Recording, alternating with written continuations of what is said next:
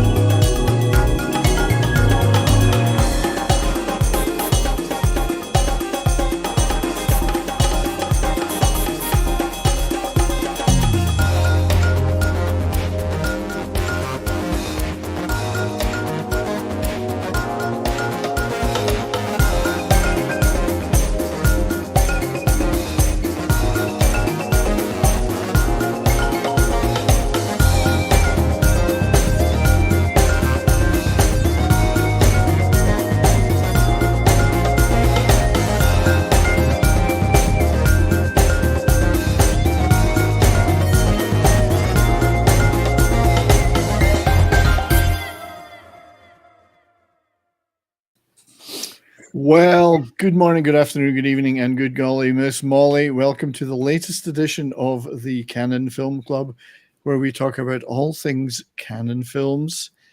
Today, we're going to do the deep dive into the cinematic treasures. One of the cinematic treasures of Canon. We're going to crack open that treasure chest, and we're going to reveal the 1987 classic Masters of the Universe. Now, you got to grab your He-Man figures for this, and make sure you've got those, and squeeze into your 80s spandex pants, everybody, because we're going to go back to the 80s. Dolph's got the blonde haircut that every soap opera actress would envy. Frank Langella has got the greatest Skeletor outfit and makeup going. It's the beloved He-Man and Skeletor action figures come to life on the big screen. The muscles were big, plot lines were wild, and the fashion was questionable. But you've got cosmic keys, you got portals, you got a plot to conquer the universe, but more specifically, suburban Southern California, because that was easier. And let's not forget, Skeletor wants to redecorate Castle Grayskull in his image, which would probably involve a lot of skulls, I would think, given the name. But anyway, He-Man is here to save the day, and he's armed with a shiny sword that's shinier than the most shiny silverware. And will his 80s fashion survive the test of time? So buckle up, get your hairspray out, and the one-liners are cheesier than a bucket of nachos. It's Masters of the Universe Day. We finally got here. Greetings, everybody. I will just in a minute introduce our guests and panel. I just want to say, first of all, thank you to our great friend Darius, who I hope is going to join us on the stream later. for the $3 super sticker, which I think is the old sprinkly horns, I believe. Yes, sir. And, Darius, we're going to have to give you a video of some kind. I would normally give you the non-canon Take Him to Detroit, but we'll do this instead.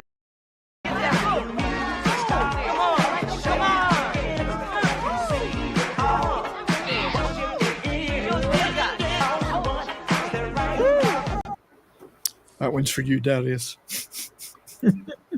Ever since you guys showed me that, I cannot take my eyes off of Lundgren now. There's a hot chick there, and I'm like, what the hell, man? JCVD. Yeah, I love that clip. So, welcome everybody. Welcome in the chat. We've got a whole bunch of people here today. Thank you for all being here. I can see Vince is here. D-Bud Martin, our great wrench. Good to see you. We have Dustin, who's on the channel. I have the power, but he misplaced it. Didn't we all? Age will do that to you. Davina, by the power of Grayskull. Good to see you. Darius, of course, is here. We have our great friend Christian Delors. Comment ça va? Christian, good to see you. RJ Godzilla, good to see you too. I know you've been looking forward to this one. Joe's Atmosphere, who's on the panel. Good to see you. Hey, Wiz, where's he at? We have Dad's Den of Pop Culture. I'm not sure. Dan, forgive me, Dad's Den. I'm not sure I've seen your name before, but thank you for being here. Great to see you. The ninjas. We did some great ninja stuff before. We have lots of other great people here. Soul Assassin, if I miss you now, hopefully we'll catch you later. That Hosehead Lord Thoth is here. Amongst many others. We also have another super chat from Christian Delorme, $2. I want to see James Brown. Oh, well, it's not in this. I don't have James Brown for you. Let me dig it out and I'll show it to you later, mate. Good Lord. Good God. And good afternoon to you, Andre. So, anyway, thank you. I have the power. Yes, thank you. So I would like to introduce our guest. I'll start with our co-host. Skeletor, scare a man. I'm going to get Pope back in here. I'll start with our great co-host, Mr. Tom Connors. How are you, sir? Oh, wow. I'm a co-host. Well, thank you. Yeah. Thank you for being here. Appreciate that.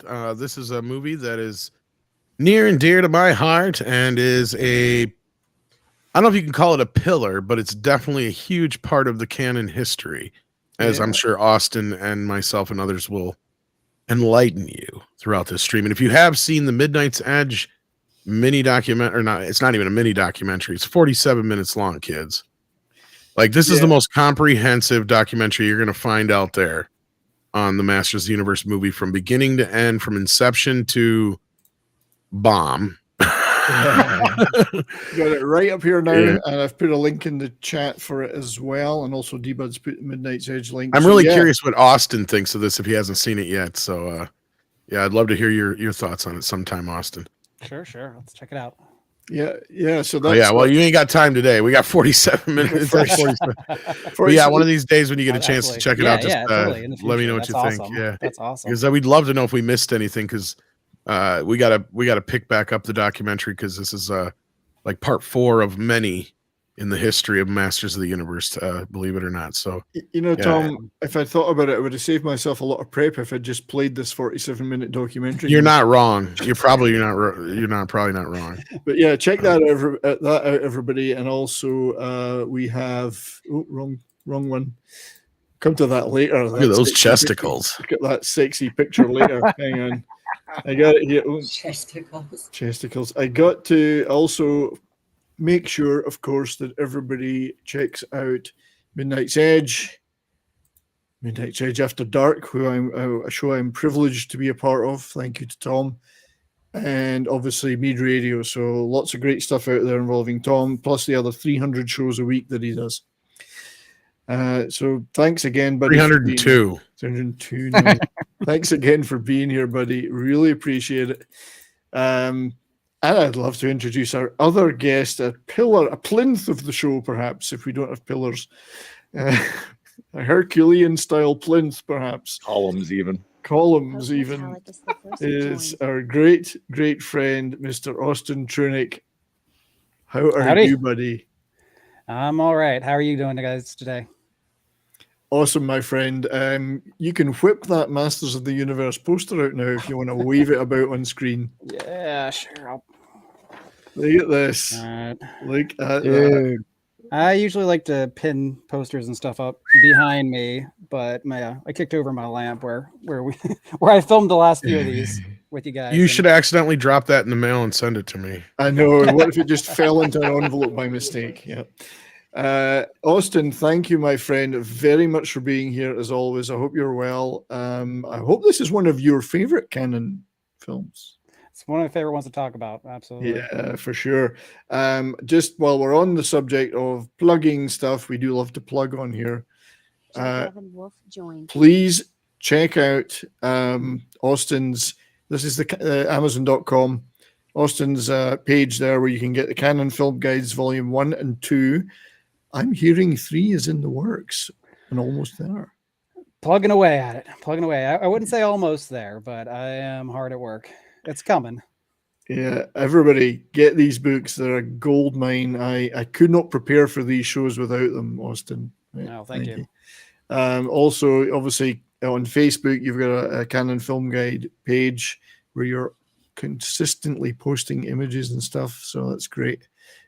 Check that out, everybody. And your Twitter feed. So I'm on there all the time.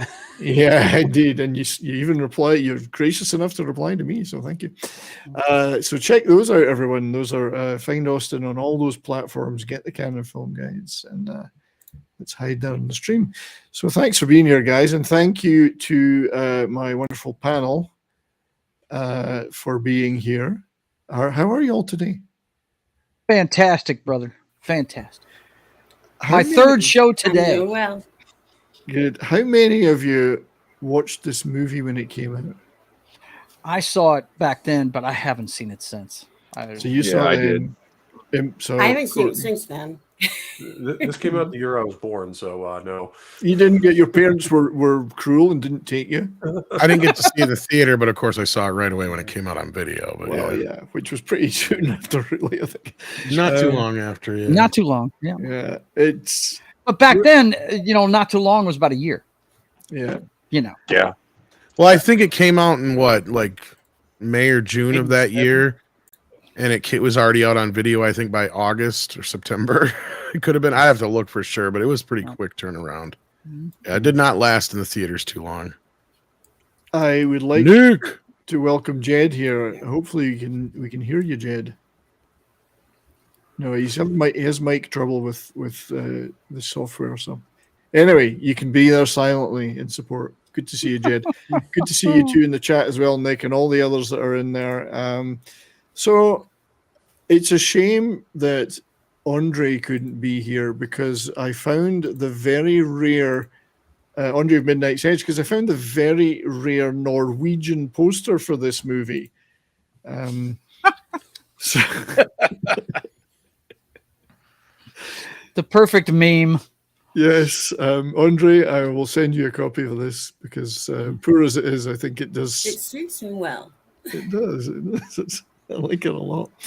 And there's such, like all Canon movies, I mean, Austin showed us his poster. There's such great artwork for this movie and such great collections of posters globally. One thing Canon was great at was promo. The promotional side, no doubt. They could make a poster, no doubt. Yeah. Now, we're going to get into a little bit of the cast and crew stuff and the making of, and then we've got some movie stills and a few more posters to show.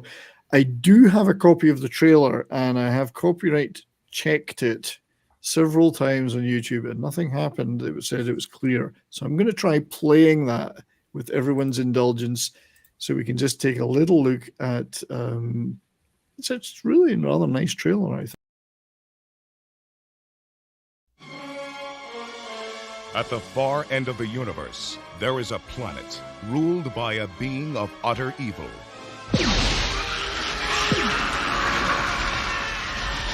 And there is only one man who dares challenge him. They are locked in a battle to the death, a battle that will take them across the heavens. Stop him! A battle that will finally be fought. I want them hunted down and brought to me! Across the face. Police! Nobody move! Of Earth.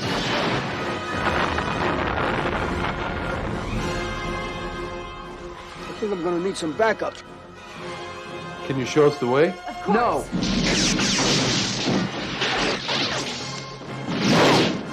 Somebody help me!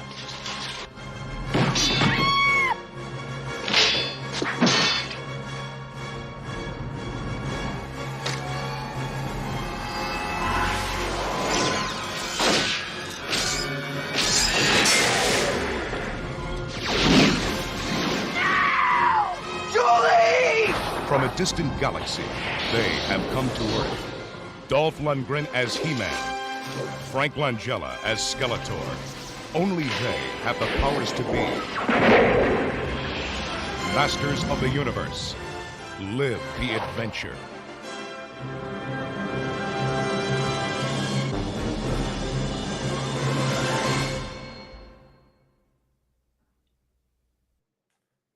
Oh, there you go. It stops. Now I remember. I have to say that's a rather epic trailer. I like that trailer. Dude, You compare You it to modern trailers who they're well overblown now. I think that one just struck the right tone completely.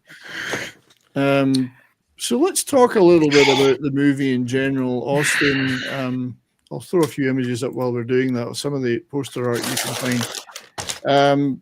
Is this, Austin, is this the movie that put the final nail in the coffin for Canon, or is it just a symptom of what was happening at Canon?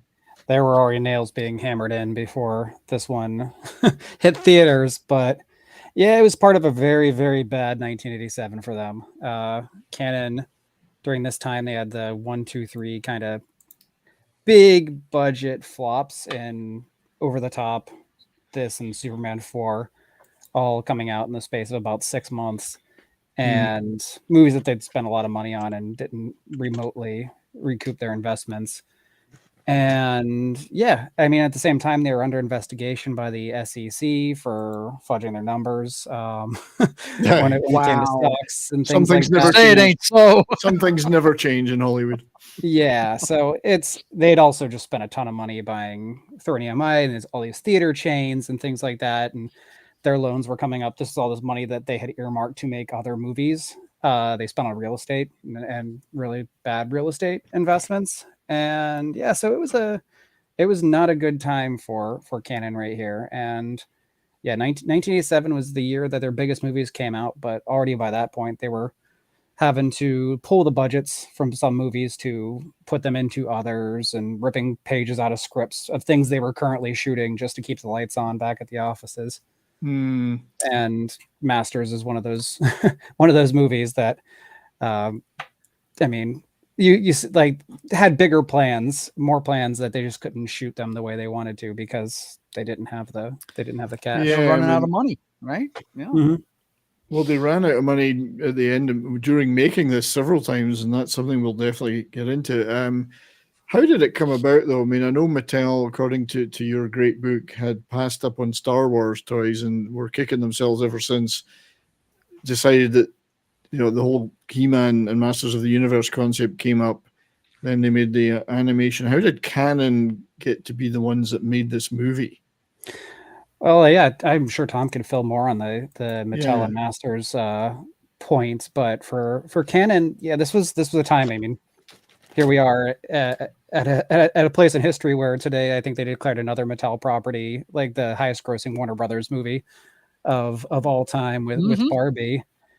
But back at this time, the idea of making a movie based off a toy line was laughed out of most producers' offices. And so it came down to now no one really wanting to make it and just a couple companies showing any level of interest. And Canon put in the highest bid, or at least offered the biggest budget to actually make it. And Mattel, that's what got Mattel into bed with them. And Ed Pressman, the great Ed Pressman, the producer. Metallic is the first joined. Yeah, so Pressman, tell us a little bit about Edward Pressman then. Was he the guy that really got the ball rolling on the movie as the producer, or did Well, he come was in? the guy that Mattel brought on. But yeah, go ahead, Tom. I was gonna say there's a history to this. This is This is where you kind of have to go back almost to the very, very, very beginning of He-Man. Like you almost have to go to the inception itself, because this is all so closely tied to Conan. And Edward Pressman is also the man who got Conan the Barbarian movie off the ground initially. Okay. Right. And so he played a big role in that, and he saw the potential here, because going back to the original toy, I mean, basically the toy line exists just because of Conan to begin with, and Star Wars. It's like you take those two things and mash them together. That's Masters of the Universe. Yep. Yeah, Pressman then. That makes total sense now, because my brother and I were obsessed with Conan. Yeah, and Pressman really, I think, was the guy that Mattel got to shop it around.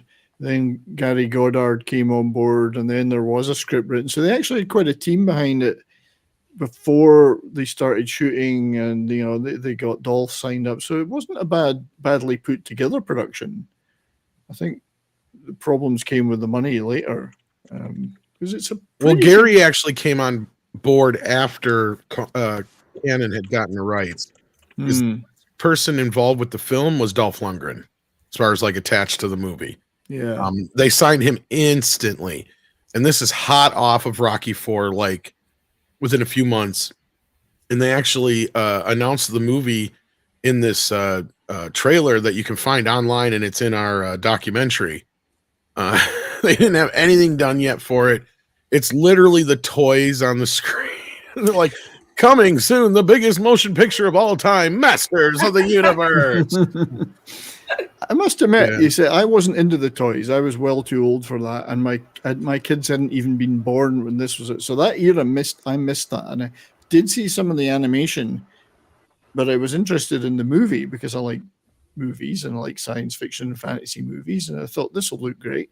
But I missed the toys. I mean, and I guess it's weird having toys being the inspiration for anything. Like, we've got the toy first. Well, the comic books were doing it back then. You had Ron the Space Knight, you had the Micronauts, you had a bunch of them getting started in the comic book world. Yeah, you had Transformers too, that basically started out as a toy line that had a cartoon to sell it. Yep. Yeah, so well, on the other side of this is people forget how big Masters of the Universe was. At that time, it was the first boys' toy line to ever beat Barbie. Yeah, no doubt. Yeah, I didn't play with Barbie. I played with my brother's toys. And so when this movie, and not only that, like, yeah, there wasn't anything for them to really go on as far as like how big one of these movies could be, how deep this movie was into the franchise. Because I mean, you got to remember, this is already 5 years after the line started. The animated series had already run its last episodes and was shifting over to She-Ra, and She-Ra is taking over the toy line as well. So you have a perfect storm of bad things happening while this movie's in production, because otherwise it's almost like a very similar story to the Ninja Turtles, but that had a very different outcome on the other end. But and that was also, I think, partially like if they had started this movie and made this movie 2 years sooner, I think the outcome would have been much different. Yeah. I think isn't the impression I get from reading about it and what you've talked about, Tom, is that the movie was just that little bit too late in the cycle. That's the big thing. Yeah. Way too late in the cycle of the franchise. You had, like I said, already 5 years after it started, it reached its peak in 84, 85 in that region. 86 had already started to fall off. So by 87, they were already in the decline. And you had Ghostbusters kind of coming in and taking over the boys section, and Ninja Turtles was on the horizon. I mean, at this point, like, yeah, I mean, Transformers and all this other stuff had kind of even fallen out. Like, it was kind of 80s franchises were kind of falling off at this point, basically. Missed the zeitgeist. The movie missed the zeitgeist, unfortunately. Yeah. A lot of the audience that was biggest into it, I think, really hit that early He-Man wave, was aging out of it as well. I think back to that's a big factor, figures. So much cooler, though. Hope Metallic is the Which is a shame. And I mean, it did. I don't know. I mean, the budget is what, 22 million for this movie was the budget, which was insane for back then. That's the other thing we got to keep in mind. Like, that is It's not way bad. too big for.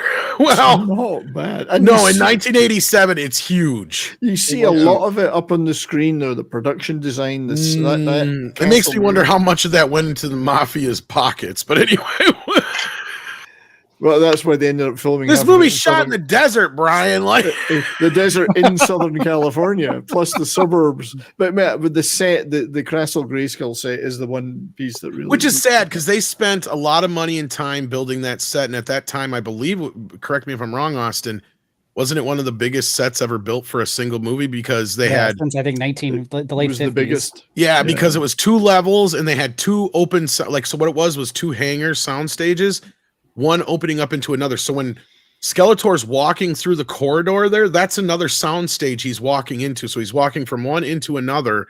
So they literally built it over 2 sound stages, and it had multi-levels, and it was insane. And they only get to use it for like 10 minutes in the movie, if that. I know. It's a shame because that is a great set. And it was built for this really elaborate final fight they were going to have, because at that point we'd had the Star Wars films and things like that. So Gary was like, well, we got to compete with that kind of stuff. So like with Return of the Jedi, you had that multi-level fight between Vader and Luke.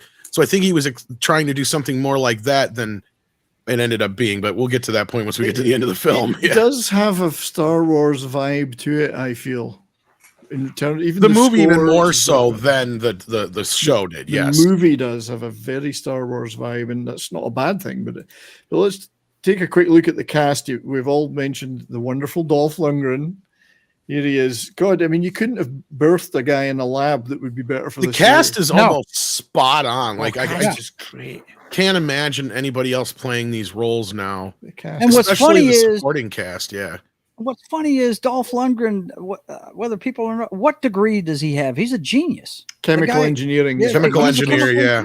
Masters. And he'd been hanging about on the New York club scene. He was going out with Grace Jones. And he was in that scene. Then she got him the bit part in A View to a Kill.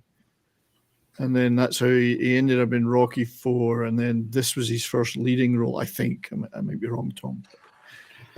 But yeah, you could not have picked. I can't think of another actor that would have been better for this. Not even Schwarzenegger. I think Lundgren is the guy.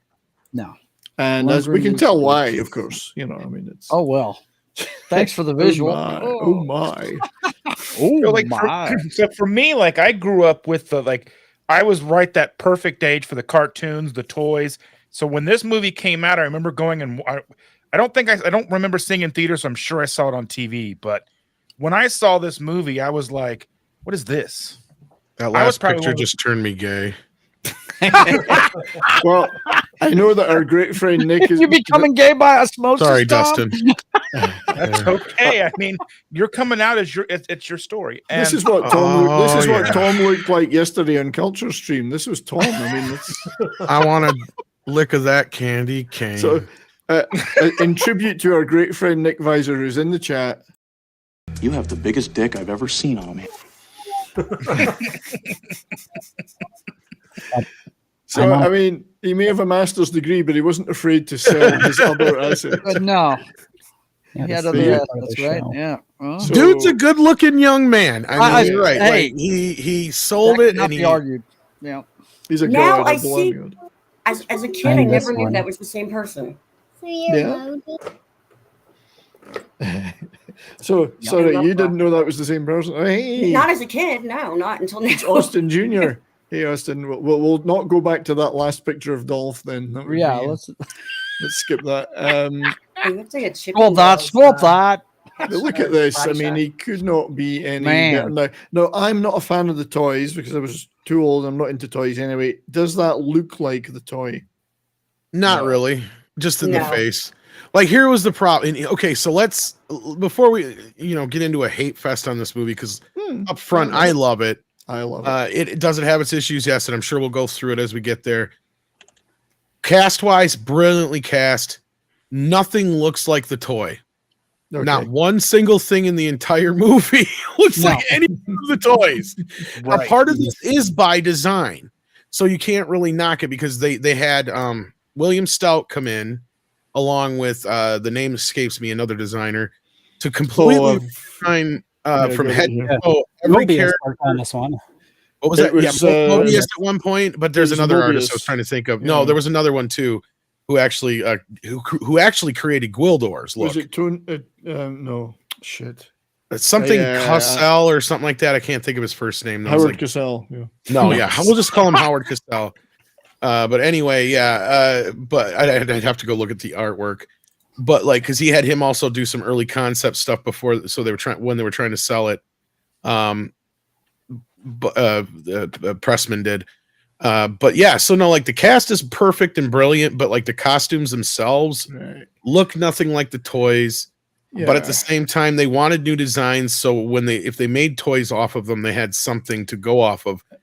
But oddly enough, they found out later on that Stout had made a deal to where they had to pay him if they wanted to use his design. Oh, shit. Okay. So for years, we did not get those characters and those designs. We only got Gwildor and the new characters because that was part of the deal, I guess. But then you got Frank Langella playing Skeletor, who's just inspired.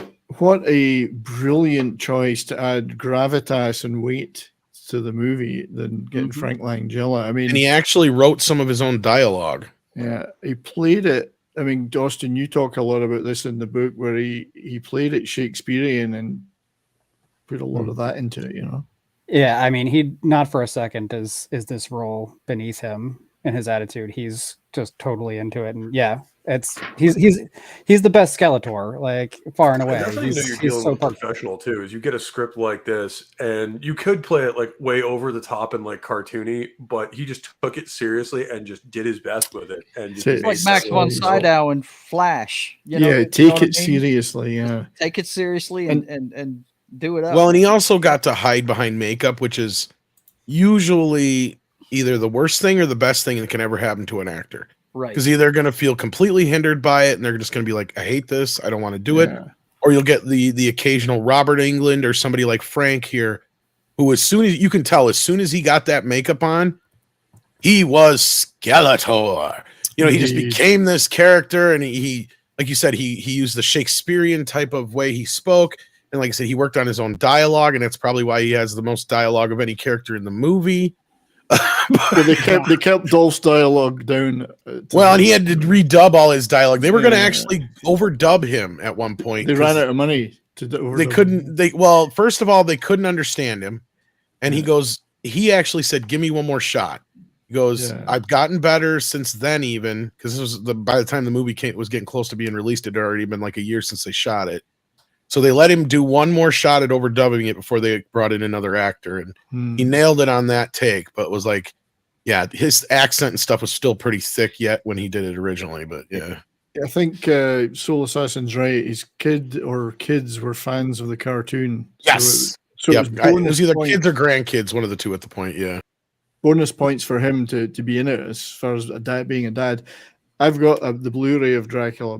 And supposedly, if you bring it up to him, he loves it. Because that's the thing is, like, you know, sometimes these kind of actors, they get a little embarrassed by these kind of roles. No, he does. He's very proud of it, and gladly, he's thankfully still with us, which is he's happy when somebody brings it up to him, I guess, because he's like, oh, even though the movie didn't do so well, I loved doing it. He'll say like gracious things about it all the time. He's like, I just loved that part and being able to play that character and so on and so forth. Yeah, that's the one thing I remember about it was his performance as Skeletor. I mean, you could have titled this movie Skeletor, the all powerful, and it would have been the star of the film for me. Yeah, he's the star of the movie, and it's actually I kind of side with his team. Or it's weird. And you want to talk about not looking like the toys? This guy looks more like a wizard, an evil wizard or something. He doesn't look anything like. Well, he looks even more like Thulsa Doom than the original Skeletor already did. Yep. Yeah, he didn't call anyone a boob. That is a missed opportunity. You bumbling boob. But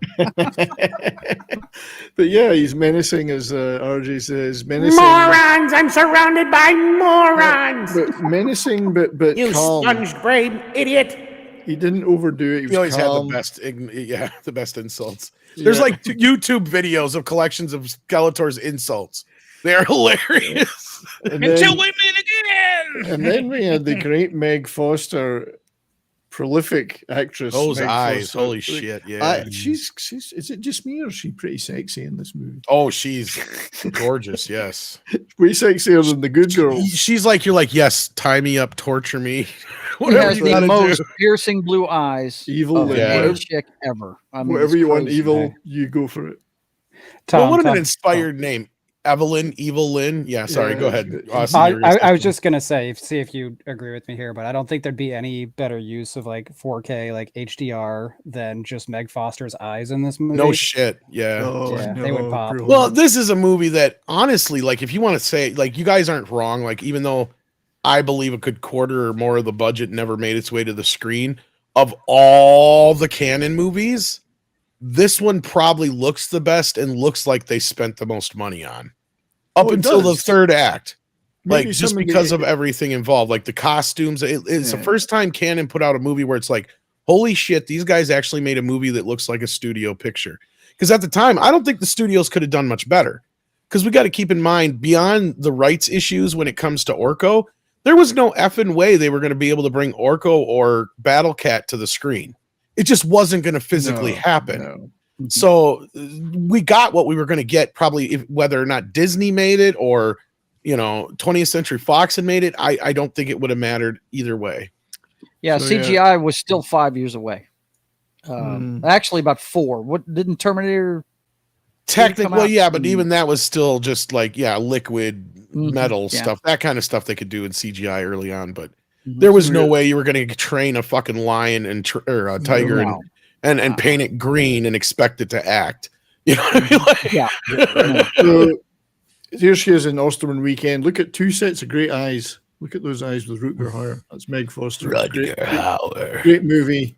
She's been in so much stuff, though. Wasn't she in They Live too? They Live. She's in They Live. She's in that too. Star Rutger Trek. Hauer's a motherfucker who will scare you gay. Oh, I know. I know. Rutger Hauer. Hey, The Hitcher, one of my favorite movies of all time. Dude is. I'm so The proud of Hitcher you is being awesome. your truth today. But look at this outfit. Look at this I'm outfit. So Who proud of did? Tom speaking his truth today. That's right. Oh, I always say that kind of shit. You got to hang out more often. I think this outfit is outstanding. Oh God, the costumes were amazing in this movie, and no, I just forgot his name there on the right. Another new character, but well done, Korg or something like that. I can't remember now. Is he a space pirate? Because he's got a hook for a hand. Yeah, he's basically like a space pirate. Yeah, I'm not so sure of that character. But, others that know more will tell me. Hobo with a Shotgun, great movie, by the way. Yeah, Rutger Hauer. And then we have the other female, one of the other female leads, Courtney Cox, younger, but she'd been in Down Twisted by then, I think. Or And Misfits of Science. Her big claim to fame. Oh, sorry, go ahead, Austin. I just said and Misfits of Science by this point. Her big claim to fame at this point was the Springsteen video, though. The Springsteen video, yeah. Born in USA, yeah. Yeah, this is Misfits of Science. Dancing in the Dark, wasn't it? Or is this no? Yeah, it was Dancing in the Dark. Yeah. Mm-hmm. I think I had. I thought I had an image of Misfits of Science, and I do. Who remembers I that remember show? thinking it was so cool that her name was Courtney until I was older. Didn't she have a Her Pepsi last name. commercial or something too at that time? I think that was She pretty wasn't big. on Family Ties yet, was she? Courtney, you should have changed your surname. You could have been a star. No, I think Family Ties was after this too, but you could be. I'm not 100%. She's cute, but she's no evil. Because Family Ties ended in what, 88? I think so, yeah. Because that was part of the reason they had to was in wait a fifth couple grade, years for probably, Back to yeah. the Future too. Yeah. So she's a canon veteran by this time. Her and that's Misfits of Science. Good call, Austin. Robert Duncan McNeil played possibly the most superfluous character in the movie, in my opinion. Kevin. No, but he's a very serviceable actor. Yeah. Oh no, there's nothing against the actor. It's You know just what? like He knows Kevin. what he's there for. He's not there to ham it up. He's not there to overshadow He-Man or It's any of true. the other characters. He's a good character actor. He knows what he's there to do. Yeah. Obviously beloved for going on to be in Voyager. Well, beloved by those who like Voyager, like me. Others can't stand it, but you know. He was one of the good parts of that show. Yeah, Tom Paris. No, he's a good actor. Yeah. But he Family was Ties was 82 to 89, guys. That's what I thought, because half the reason we had to wait That's so when I long for Back to the graduated Future fifth 2 was that. Yeah. Yep. So They he's knew playing they couldn't Julie. get it done in the meantime. He's playing yeah. Julie's dumb musician boyfriend. So, but at least he knows how to play the cosmic key. So, But he's part of the. I mean, that's the thing is, even though they bring this movie to Earth, this is one of the rare films where I don't feel like that's a bad part of the story. Yeah. Because I mean, look at Barbie now. They basically ripped this movie off. But anyway. Oh, and here you go. Talk about classic actors. So Billy Barty. Barty. Hell Gwildor. yeah. Now, this was a new character he played, wasn't it? Yeah, he was the sit-in for Orko, which I felt I like Gwildor. I think he's a great character. He is. Well, the actor's shitty great. part is Kevin Smith's supposed to be bringing him into the second season of this stupid show, but yeah. But yeah, Barty was He like who shall not be named. Yeah. Barty was a veteran back to the 1920s. I don't like adventures. That line, of course, was a callback to The Hobbit. Mm-hmm. Yeah, but what a great actor. I mean, he worked with Mickey Rooney and all sorts of people back in the 20s, 30s for his Marx Brothers, all those guys. Well, arguably, he was probably the most famous little actor for a long period of time there, yeah. Yeah, Legend and Willow and stuff, yeah. UHF, wasn't he in that too? Peter Dinklage wishes he was this guy. Right? No shit. Peter Dinklage wishes he was half as fucking talented as Billy Barty was. 3.9 of great acting. Great character. I like this. And that voice. Oh my God. I mean, I can't hear that voice without going, Gwildor! No matter what he's in. And he's in 100 things, maybe more than that. I mean, not even exaggerating. Yeah. I think I have a clip. Hang on. Bear with. I call it the cosmic key.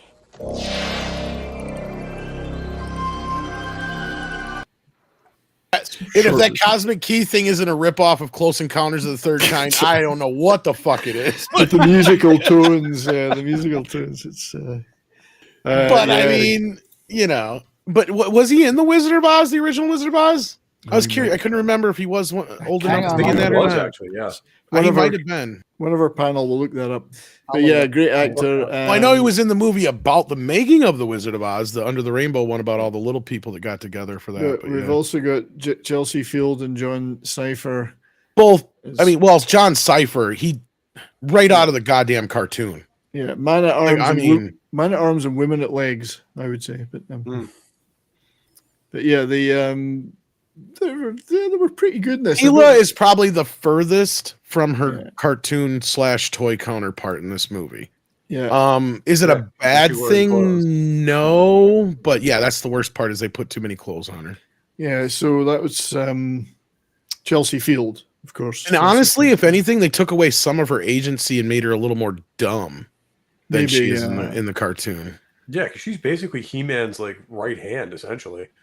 Well, yeah, she's been raised by man at arms, so she's really brilliant. Yeah, she does do a lot of the plot exposition. Like, here's the plan. This is what we're going to do. That's true. That's true. Not because she's a girl boss, just because they didn't want Dolph to speak too much. So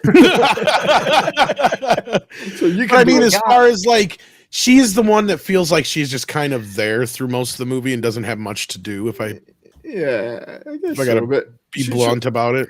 If it was to be, what's the word?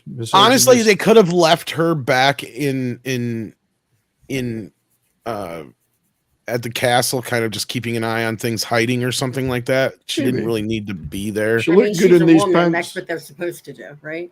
But it's but at the same time, I mean, here we go. We're talking about, here's a very strong female character. She's there. She's a part of the story. They still made sure she was part of the story. Because that's the other thing. When Gary got involved, Mattel, first of all, we haven't even talked about that. First of all, He-Man wasn't allowed to do. He was basically supposed to be just like he was in the cartoon. Wasn't allowed to kill anybody. Wasn't allowed to punch nobody. Wasn't allowed to hurt nobody. Wasn't supposed to be no blood.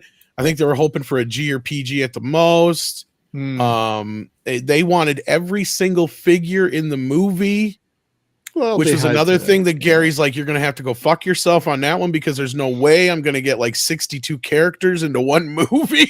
He's like, look, here's what we're going to do. We're going to take all the main guys. And he's like, and what we're going to do is we're going to create a couple of new ones. And they're like, brilliant, great. Because then we can create toys out of them, like I said earlier. Yeah, so Soul Assassin's asking, is that man at arms? It is. It's Duncan. I think Duncan man at arms. Chelsea Field did look good in those pants, though, I have to say. So, she's fine. She's no problem in the casting role of the role. She could have been more redheaded, but yeah. So Austin, in your opinion, and Tom as well, and everybody, does this movie transcend the marketing of the toys? No. No. Okay. No, if it wasn't linked to the toys, I don't think it would have near the cult appeal. Because I had does. the same reaction Dustin did. Right. I went and saw it. And I went, "What the hell is this?" Now here's the thing. Go ahead. Sorry. I was like Tom and other people were saying like the toys were dwindling out. This came out when I was 11. I was kind of drifting away from toy lines and looking more at video games. I accepted it at the time. As an adult, I go look at it and I see it more like Andre sees it. He hates it as a He-Man movie, but he didn't see it till way later in life, way after I think even the 2000s series had come out. And at that point, he had higher expectations for it. And see, I loved the movie because I had no conceptions about the toy. I'd seen the toys in stores. But I will say, as a sword and sorcery movie, it's one of the better ones of that era, especially considering the amount of money that's put in it. It's probably the most expensive sword and sorcery movie besides Conan made at that time. It's enjoyable. In that respect, it's enjoyable. Now, as far as a He-Man movie, though, Masters of the Universe, it's barely Masters of the Universe. It probably has more in common with Conan and Jack Kirby's, was it Fourth World? Because that's the thing. Gary Goddard was more of a fan of that than anything. Real quick, Billy Barty, he wasn't in The Wizard of Oz. He was in a movie called Under the Rainbow that had to do with the Over the Rainbow. Yeah, was it Over the Rainbow? That's what I had said. Yeah. His first credit is when he was 3 years old in 1927. I know, it's an incredible. I can't believe career. he wasn't in The Wizard of Oz then. No. Incredible career. Yeah. Here's another guy we all know well and love, James Tolkien. Detective Lubitsch. Speaking of Back to the Future, there you go. I love what Lubitsch. I love Lubitsch's character. That guy ever had hair? Yeah. Hard-bitten cop. There's a hard-bitten naval pilot or whatever it is in Top Gun.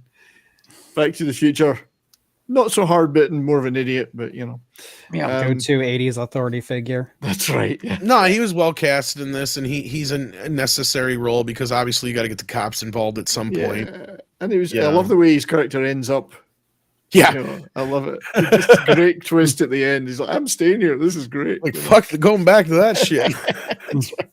But yeah, he was in War Games as well, which is one of my favorite movies. But we also had Christina Pickles as the sorceress, who spent most of her time frozen and immobile. Yeah, who's barely in the movie. Yeah, she was just kind of there most of the time. Yeah. Well, and you kind of have to do that because in the hierarchy of the story, like she's the most powerful one, right? So you got to take her out of the equation first. So that's typically Skeletor's plot. Like this plot is literally out of the comics or cartoon or whatever you want to call it, to where it's something Skeletor does every damn week.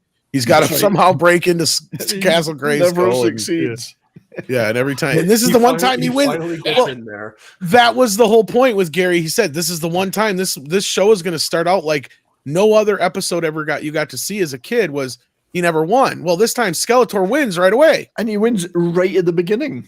Like that's what I mean. Yeah, it's like right off the bat he wins. But we don't see any of the preamble fighting or war or anything. He's in there straight away. So it's interesting. Interesting opening, which they had planned on doing a much bigger war sequence and all that kind of stuff, but of course money, but yeah. So Gary Goddard was a director. Austin, you've got a lot of info. You've interviewed this gentleman. He was a Disney Imagineer, I think. Yeah, he'd worked for Disney for a while. Yeah, so he was great at designing theme park rides and stuff like that. He'd done production design. Didn't he do a live action Conan? That was kind of his, I think, what that's what got him the job. Yeah. They had seen that and realized that he'd worked with Cameron and some other people too on some like the Terminator ride and some other things. I mean, that was after this, I believe, but he had a lot of connections through that stuff. Mm-hmm. Yeah, so he got the gig on this, and if sheer force of will, ended up getting it made after all the problems that happened. But I mean, I think he did a fantastic job as director. But he did the best anybody could do under the circumstances. Let's be real. Yeah, exactly. I mean, keep like going to get the episode of Drinkers Production Hell. Yeah, to get the payroll, having to go every day to get the payroll, and that's where there's discrepancies on who actually paid for this movie. Because for years Mattel liked to say that they paid for the movie, but then when we were doing our research, we weren't 100% sure on that. So I'm curious what Austin knows about the financing of this film.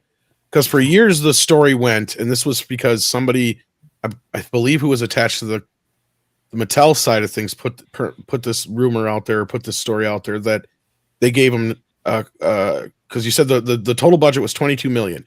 They gave him like a 10.5 up front, and the deal was Canon was supposed to put up the other half. Well, Canon blew through the first half, and Mattel's like, "Where's our movie?" And they're like, "We don't have no more money left." They're like, "Well, we need a movie." They're like, "Well, it's not going to get finished unless we get the other half." They're like, "Well, you guys were supposed to put up the other half." "Well, we ain't got no money." So what are we going to do? Like, well, if you want a movie, you're going to have to give us $10.5 million and we'll finish the movie. That was supposedly the story that went around for years.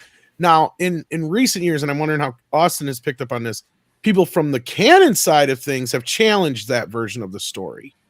According to them, they did put in at least a quarter or more of the budget, but it was when the money ran out, Mattel had to kick in another, I think, $2 million to finish it off or something like that. Austin, what do you know as far as from what I understanding is they did kick in money at the end, but also a lot of the what the Mattel paying for it is because this movie was developed for 5 years before it came out, and they were paying a lot of these people, your screenwriter, your William Stout and things before, just to develop it. So that was this is the screenwriter here, David Adele. Dark Crystal. But Canon definitely had to pay because they definitely, if you watch, there's a great, not great, but there's a Canon Bronson movie called Assassination, and it's got the silliest, worst.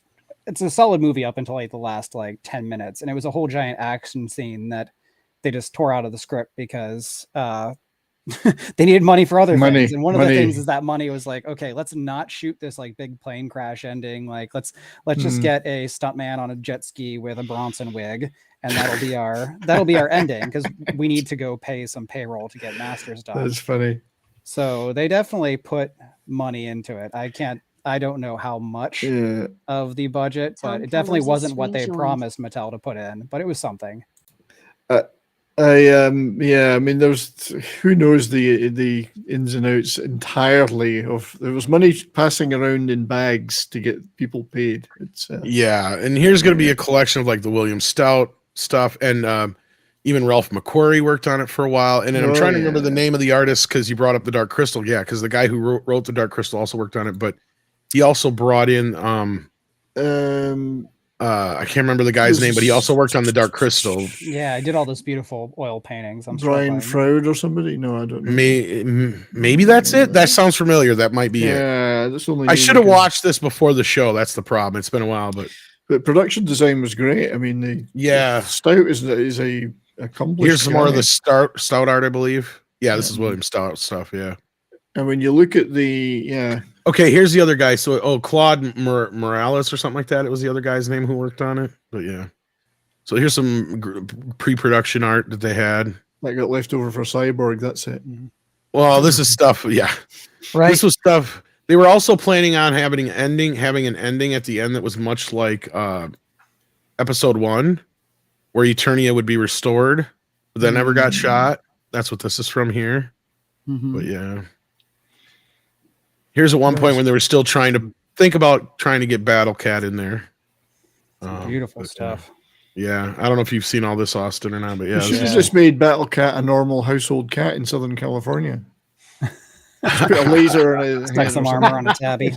Can I get a freaking cat with a freaking laser mount? Laser beam, I was trying to get here. They were going to have She-Ra in the movie, but between rights and time, they didn't get her in. I know it's a bit. But here's William Stout's version of She-Ra, so here's close to what she probably would have looked like in the movie. But yeah. So, I just wanted to touch on a couple more of these behind the scenes things before we show some more stuff from the movie itself. But this is the set.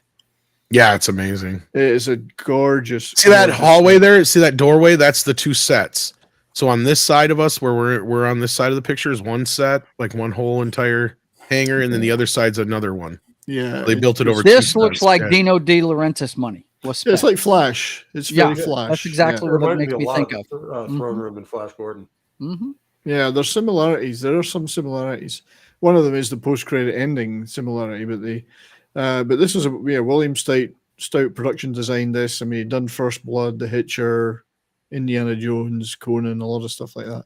And it's good looking. There's no denying that. Another thing though that was great about the movie, and I think it was a big plus, was the Bill Conti score. Great score. I believe, Tom, you might know more about this, but this is really hard to get on physical media.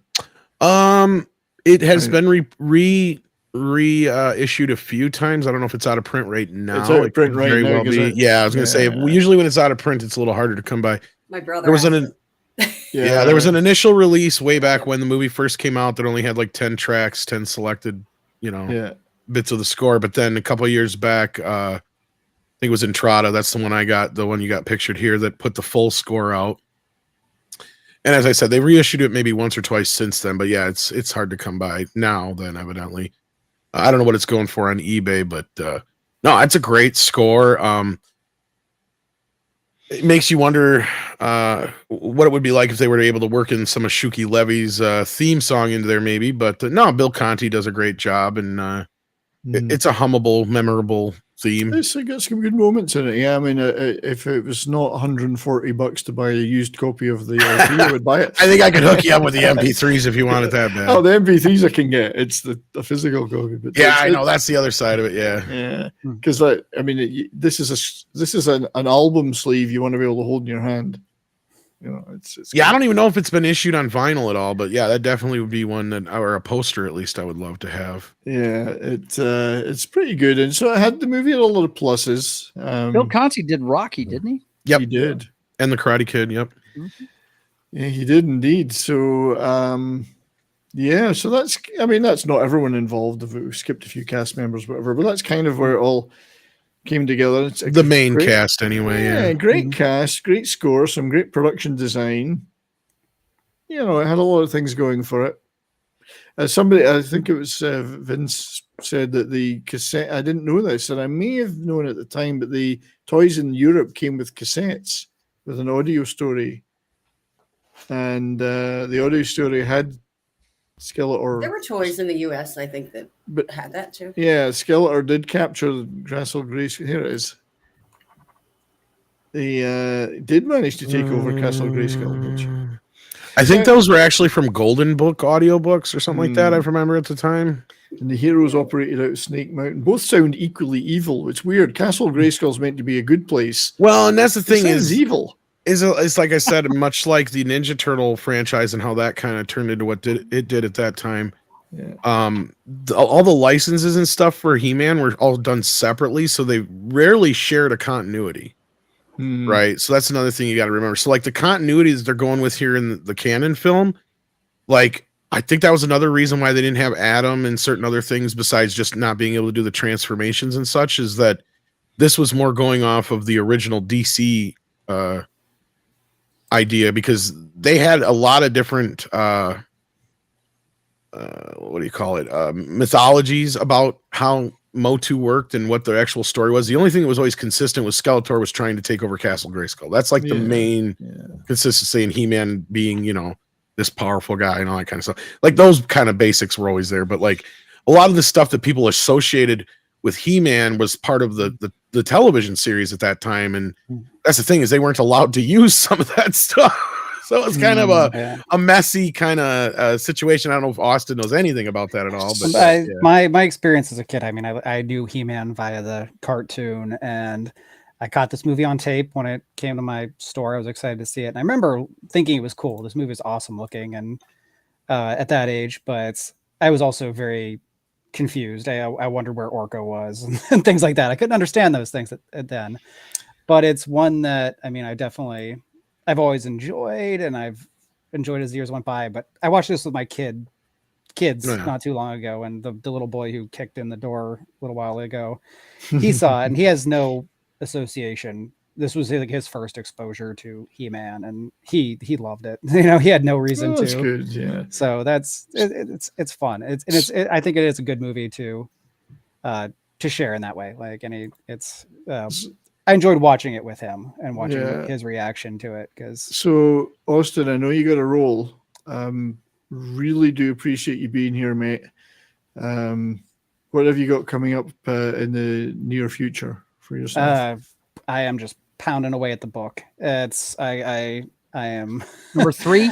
Is that correct? Yeah, number 3. So that's going to be just focused. Put my nose down on the grindstone there for a while because I got a long ways to go to wrap this thing up, and I want to kill it before it drags on too long. So I would suggest to everybody subscribe or follow Austin on the Canon Film Guide on, well, I can never call it X, Twitter.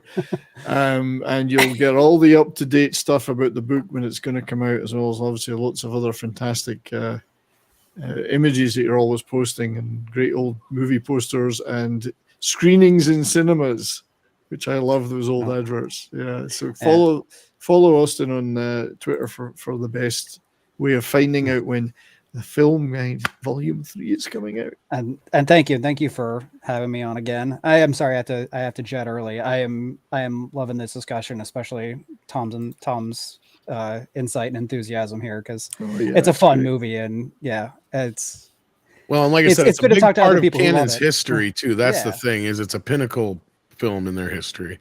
Mm-hmm. It is. It's like almost the end of the beginning or the beginning of the end.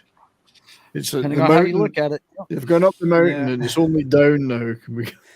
Yeah. Austin, it's always good to see you, man. Yeah, always good to see you guys. Yeah, thanks. Yeah, been too long. See you again. Enjoy the rest of your Enjoy day. the night, and Tom, I can't wait to put my kids to bed and check out your doc. I'm Yeah, so pumped I do want that. to talk to you soon anyway about some other things. So Cool. talk to you soon. See you soon, All right. mate. Hey, Have a good night. Good evening, guys. Take care. Take care. Bye. Take care, bud. All right. So he's still here though. Now we could just watch the video. There we go. Right, now well, we we're just going watch to. the video. We're going to. So No. no. Well, I have stills. No, it's fine. I meant the video. Like, I was like, we don't. All have right. to Yeah. Well, I know what you mean. Right. So I'm going to throw up now the. You're gonna throw up now? Oh man. Yeah, probably. It's all these pills I'm taking from my back. I guess. Sorry about So we got some stills from the movie. Let's go through it and we'll talk about some of our favorite bits, and we can riff on that. Yeah, maybe about 30 minutes worth. Hope you guys are okay for time. Are you okay for time right now, Tom? For a little bit here, yeah, I'm good. Yeah, this will be about 30 minutes or whatever. So,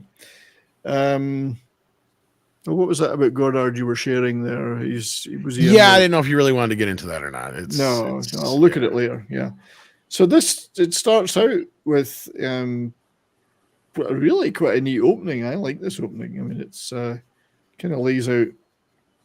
Sets it up pretty good. A little Star Warsy, but yeah. A little, more than a little.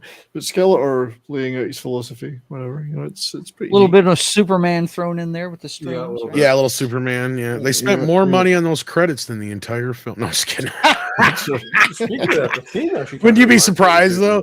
No. If you could that's a matte painting underneath there, where but it's still the multi-level bit. But yeah, they filled it in. They had some spectacular mats, I believe. Yeah, when you look at there's some great matte work in this movie, and I like that. I mean, nowadays it's all green screen shit and whatever. The art of a great mat. I was telling guys the other day, I was revisiting the original Star Wars trilogy, and some of the matte work in that, like when Obi-Wan's turning off the friggin' tractor beam, that entire chasm is a painting with a light behind it, a glass painting. That's so amazing about and it's so awesome. I mean, some of the stuff, the creative stuff, we've lost some of it, I think, with this CGI era of stuff. We really have. Some of the artwork they used to do for these movies is awesome. And I believe they even have a camera move with this matte painting, which was rare too. Yeah. Because that was pre-CGI, like you were saying. Back then, that was the biggest complaint is, I can do a matte painting, but I can't move the camera. But I think they actually managed to with that shot there, if I remember right. And this is great scenes. I mean, you really get some good stuff from Skeletor here. Langella lays it down straight away. Sorceress. I've actually got a clip which I will show of a little bit of this. I could only make a few seconds or we get done. But Grayskull is ours. Ow!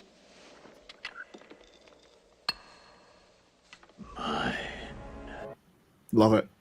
I love the clink of the I think it's the staff and the ground. He goes clink like that. It's Mhm. nice.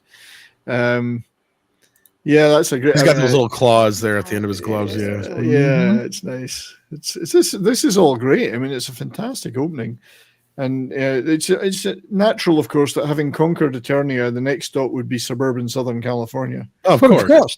Actually, Southern Pasadena in the middle of the night. Yeah. When you've conquered paradise, why not go and get hell, Why right? not go get hell, yeah. Well, you're going to start somewhere, right? But yeah, it's interesting to see that the battle is over. I mean, they've launched Yeah. the good guys. Yeah, all this thing was like supposed to be this whole opening sequence, and it's like good shot guys up by have lost. Vasquez Rock and shit like that, or whatever it's called. Yeah.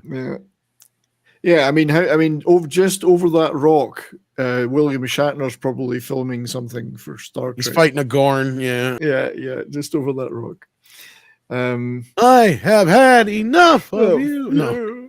That's right. Or maybe it's Galaxy Quest would be filming that. Yeah, maybe. Yeah. But yeah, so you get a lot of the good Pretty guys. decent intro to everybody. I mean, you kind of have to know who they are. It's set up that way, but and now the new character, Gwildor, yeah.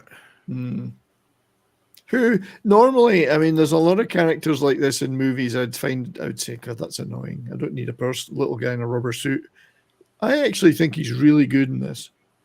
Well, and he's kind of the catalyst because he made the key and everything. So yeah, he's the smart guy in the crowd. Well, But being an Orko, Orko, to be fair, I was And going to say also Orko, kids to be love fair, it. was annoying as shit.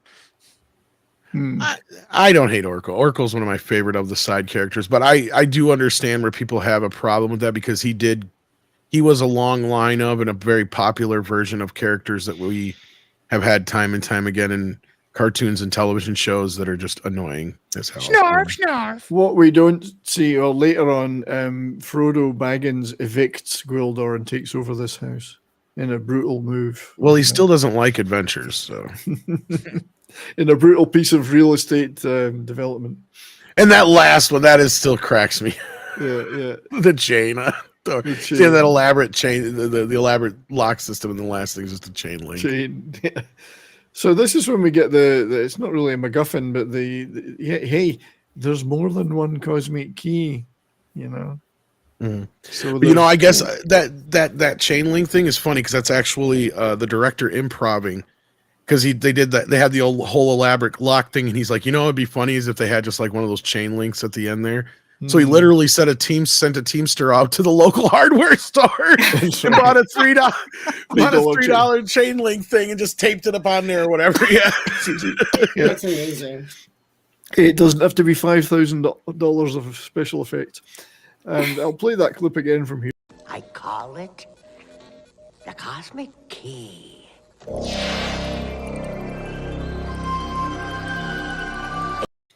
You see, I love that. I mean, it's 80s synthesizer. Well, and I guess tech. Yeah, and I guess they couldn't really keep like Billy was in rough shape at this point already. He had a bad leg, bad eye. He had to sit in makeup for hours. I know. So, like, if you'll notice, like they shoot around him as much as possible. Like a lot of the scenes, he's just kind of they send him off to a corner somewhere to do a little business, and then he's not in the rest of the scene for a bit. So it was easier to shoot around him. Yeah. I don't know why, but for some reason, Pope, you're going to have to read your own chat out. He's left, man. Oh, he's left. Oh, yeah, his he said it in the private chat. His internet keeps dropping in and out. So. Comic Key, the world's most dangerous vibrator. Yeah, I'm responding to it right now. Yeah, I don't think you know what the vibrators are used for, man, because I don't think there's a woman would grab that for that. Really? There's probably at least two. So we'll see that and Soren later. Not me. So yeah, I mean, they're so far so good. The movie's doing all right. But so we have gravitonic tones. That's the technology that allows you to travel to Southern California with a cosmic key. Well, of course it was music. That's right. We'd heard there was a band called Brown Toto there. They were going to go and check them out, or whoever was famous in those days. 87. Sammy Hagar, Era Van Halen. Michael Jackson was still pretty big, Michael and Jackson. Prince, and Yeah. Knock first, you rude people. They didn't knock. I mean, how rude is that? I mean, well, as I said before, they had to work around the violence. So that was one way of doing it. They literally made these bad guys robots or whatever, so that helped. Yeah. And then by the end of the schedule, where they were getting to the point where the movie was like not getting done in time, and they needed money to do it, all that stuff, and He-Man was failing, all the rules went out the window. Like Mattel just didn't give a shit at that point. They're just like, do whatever the hell you got to do to get this movie done. We don't care if he kills people. Just do it. Like, do it. Yeah. We got to get the stuff on the shelves, right? As RJ Godzilla says, that's how they knock on doors at Snake Mountain. Right through them. Yeah, so I must admit, when I first watched that, I got a bit puzzled. So they've gone to this little cave, and now they're back in Castle Grayskull. Well, maybe they're going to take it over again. No, it's another failed mission. What a miserable bunch of heroes we have. This is great. This section is an excellent piece with using the set very well with the stormtrooper type look and of the bad guys. Like this a lot. And he's plays it so well because he plays it with such calmness. There's no ranting and raving in this villain, but he's a total conviction. Well, he's not hamming it up so much as he's just relishing it or eating. He is chewing up the scenery. Don't get me wrong, but he's his total conviction. Yeah, yes, total conviction. That's the thing. Yeah, space fantasy. That's a good way of putting it. Actually, yeah, it's a space opera. Yeah, yeah. Except we don't really see a lot of space. No, we see this set in Southern California. Mm-hmm. I'd like to have seen some space. The Southern California is what really makes it canon, isn't it? Though I mean, it really is. That's true. Yeah. Where can we film where there's rocks? Eternia needs you alive, He-Man. Oh my gosh. Yeah. So here they are running away again. But there's isn't there 2 keys or is there 3? I lose count how many keys there is. There's just the 2. There's 2, right? Okay. Anyway, it's good. This part of it, the production values through the roof, man. I mean, look at that makeup they put on him. It is bizarrely great. Yeah. Back then, guys, that was the top of the line. I guarantee you, they had a whole thing in Fangoria magazine about the makeup they did on him in this movie. I'm sure. Yeah, I don't know how people used to keep that on. Multiple hours in a day to get it on. Yeah, and he took it like a trooper, seemingly. Freezing. Yeah, and I guess he had a lot more that they could do with this mask that they never really got a chance to, like the ears and I like one of the tricks they got to do here with him cleaning out the water from his ears, but I don't know. I had a note here about mysterious pig-faced boy in the Grayskull throne room, and I missed that. So I don't know who that is because I missed it. Okay, I don't even know if you caught it in the movie or not. You could barely see the character. I think he pops up, I think, once or twice in the whole movie. Yeah, who is what it was, the short version of the story was there was a contest by Mattel in like 85 or 86 that you could win a role in the He-Man movie. So this poor kid won a role in the He-Man movie. So Mattel shows up one day in the middle of production with this kid. And maybe the director liked that if you read the story I sent you in the background. But that being said, he had nothing to do with this contest, though, so don't think that. But anyway, so they're like, well, what do we do with this kid? Because they didn't have any roles for a kid. So they literally threw him in this costume that was like this pig mask. And they put him in the throne room, so he's like this pig boy. Just standing there. Yeah. Yeah, just standing there. He has no real reason to be there. Just because I noticed him and I thought, who is that? I don't know a character. And I think Kevin Smith paid a nod to him, which whatever. But anyway, yeah. So there's a great point by RJ Godzilla here that this Skeletor believes he's the greatest. He doesn't need to convince the hero of that. That's true. He doesn't act like he needs to convince anybody. Skeletor always believes that. Yeah, he's like, it's everybody else's fault. Always, I am the guy. Yeah, that's why it's like if he just do it himself, Yeah. The money, I think the lack of money did show. I mean, they as we said earlier, they cut and changed certain characters. They cut others out. The set soaked up a lot of cash. Well, as it was, the movie initially was like a good half of it or more was supposed to be in Eternia. Then it Yeah. got to be a little less and a little less and a little less and a little less and then more and more and more on in Earth. Because like initially, like I said, the first half of the movie was supposed to be in Eternia, and then they wind up on Earth for the last, like the middle third, and then go back to Eternia. Well, then it became more of the movie started becoming on Earth because they didn't have the money to shoot anything else, kind of thing. And I do have to say that I know you've explained, Tom, the role that Kevin plays, but I find Julie and Kevin the least interesting part of the movie for me. I don't know. I agree. I get what you're saying, but they're kind of there just to have some connection to Earth. I mean, they're like obligatory characters or whatever you want to call it. Human stakes. There's humans at stake, I guess. Yeah. They should have been human stakes. That would have been more entertaining. Well, and you get this look, and here's where the movie, I guess, if anything, like if it gets a bad rap, is the tagged on BS that these characters have. Like he's this struggling musician, so I guess that ties in better with the plot. But like her whole thing is she's an orphan because her parents died, and she was supposed to be on the fucking like. To me, even as a kid, I thought that was a weird subplot to have for this movie. It just well, you know where it's gonna end too. It's like you're really like, even as a 7-8-year-old seeing this movie, I'm like, oh come on. There's this subplot of she's about to ditch Kevin.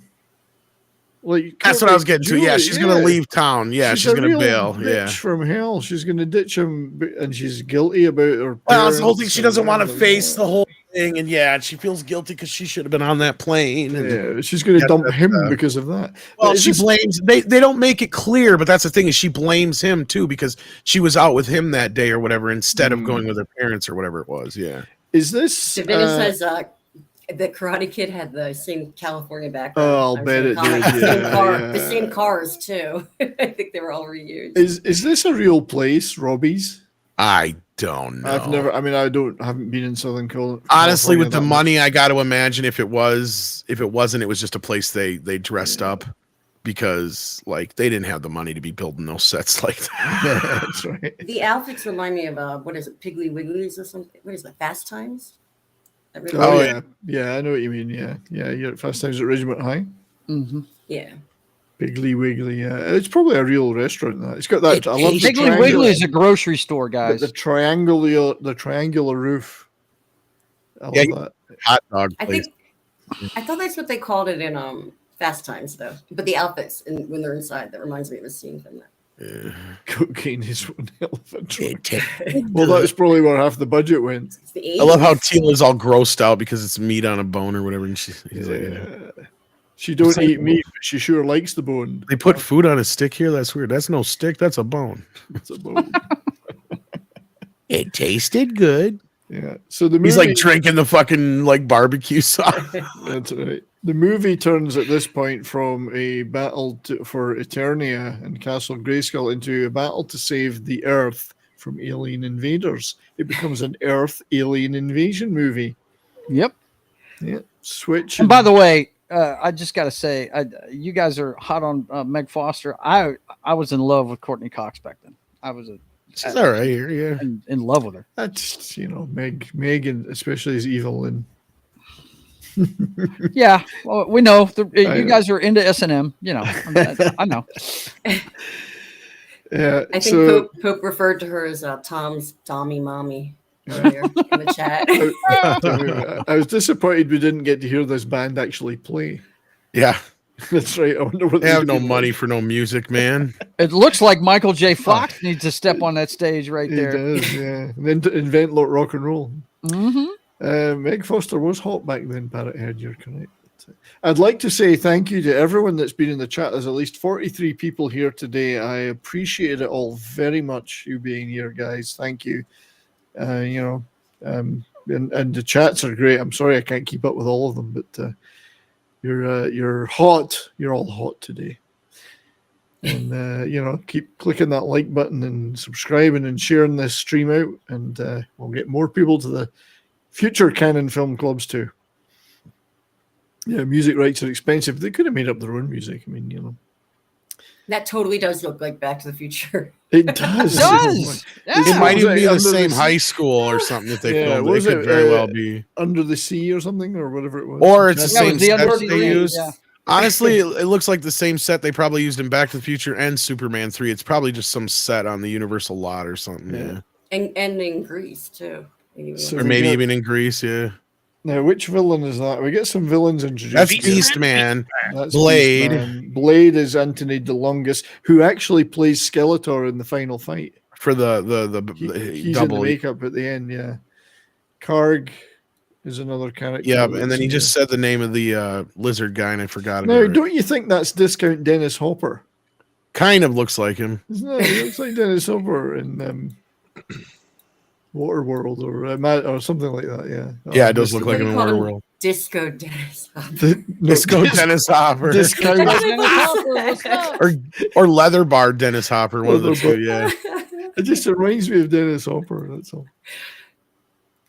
So Get me He-Man. So this is him saying, "Don't be afraid." But hang on, I got something here that might have made her afraid. Yeah, he's busy saying there, "Don't be afraid," but it's just as well he didn't appear in this costume because she may have been afraid. Oh man.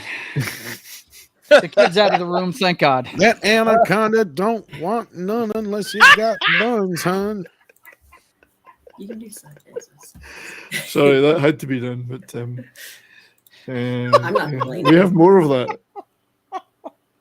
You have Sorry, the biggest dick I've ever seen on a man. The other guy, yeah. Dizzy. I had all these great clips lined up for super chats, but Room's starting to spin. And we're the real only fast. two bad guys from the toy line that made an appearance, and then yeah. So. way back, Christian Delorme wanted the James Brown clip, and sorry, it's in another place right now. I've got these profiles. So I'm going to play. I'm going to play him something else because he didn't get his video.